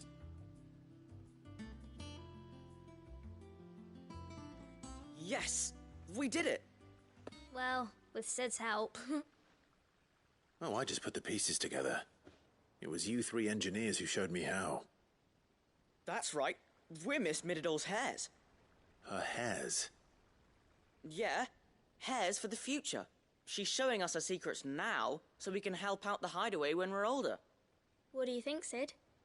Are we almost ready? With a little more help from Miss Miradol and Miss Shirley, I'd say it won't be long at all.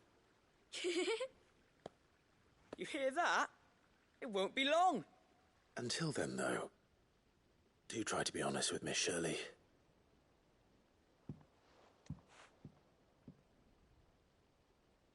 Hey, look! We never used the cogwheel. You don't think Sid forgot about it, do you?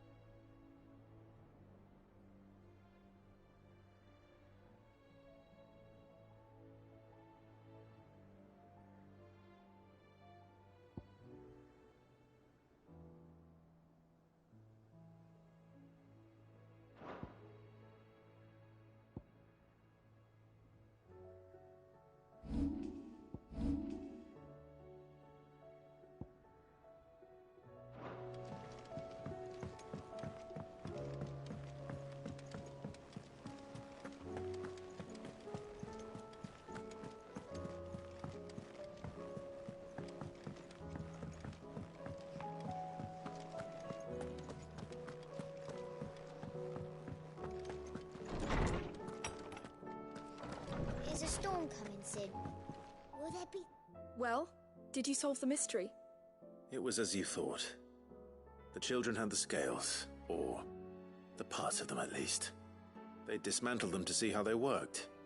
Oh, no, Mid will have my head. Thankfully she won't. This might even have been her idea. Although I was the one who ended up teaching the lesson. I'm so sorry, Sid. I know how busy you are. I shall see that the children are properly punished. Please, there's no need. Mid seems to have taken the three of them under her wing. She's even calling them her heirs. She'd have them follow in her footsteps. And her father's. I see. Sid, do you know why Mid has been spending so much time at the hideaway of late? She told me it was because her studies have been interrupted by events in Canva. Is that not true? No, it isn't. The university offered her a commission. In exchange for full tuition, room and board, they asked her to oversee the design of several new war engines. To anyone else it would be an opportunity, but to Mid, who lost both her parents to war, it was a bitter pill. One she was none too keen to swallow. But that should come as no surprise. She's only ever cared about bringing people hope. The very last thing war can be said to do. Which explains her heirs. She's working to give them a better life. And so should I. What's the odd engineering lesson? Oh, you've given them far more than that. And I'm sure they're very grateful.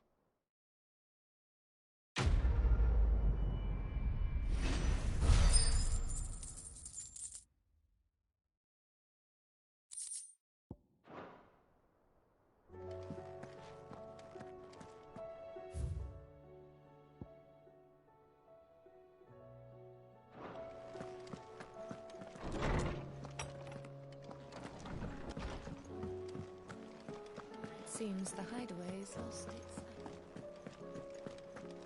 Did you see the pair that got hauled into tires?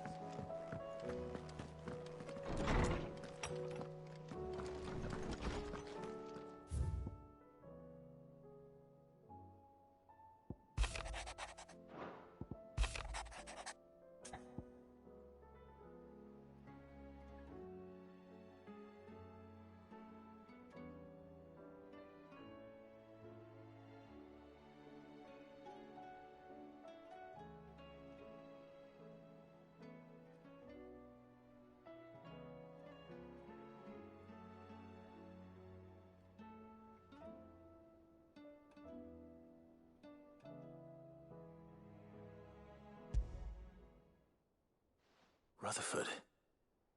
Wasn't that the name of my uncle's manservant? Why would he be at Martha's Rest?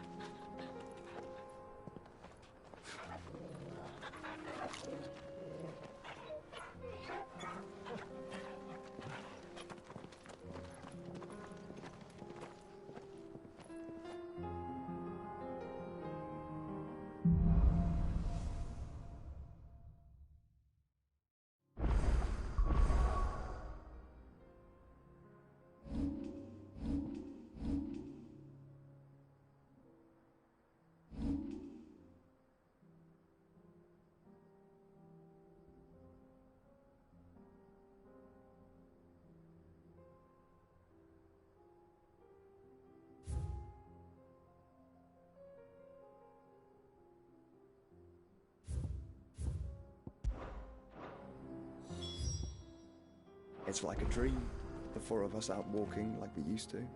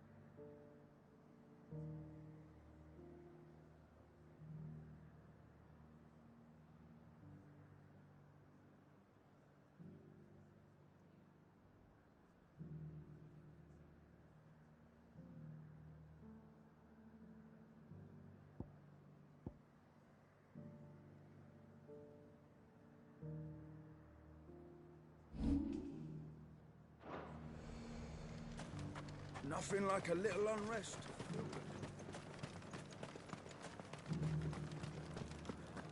But there were ghosts at the gates not days ago.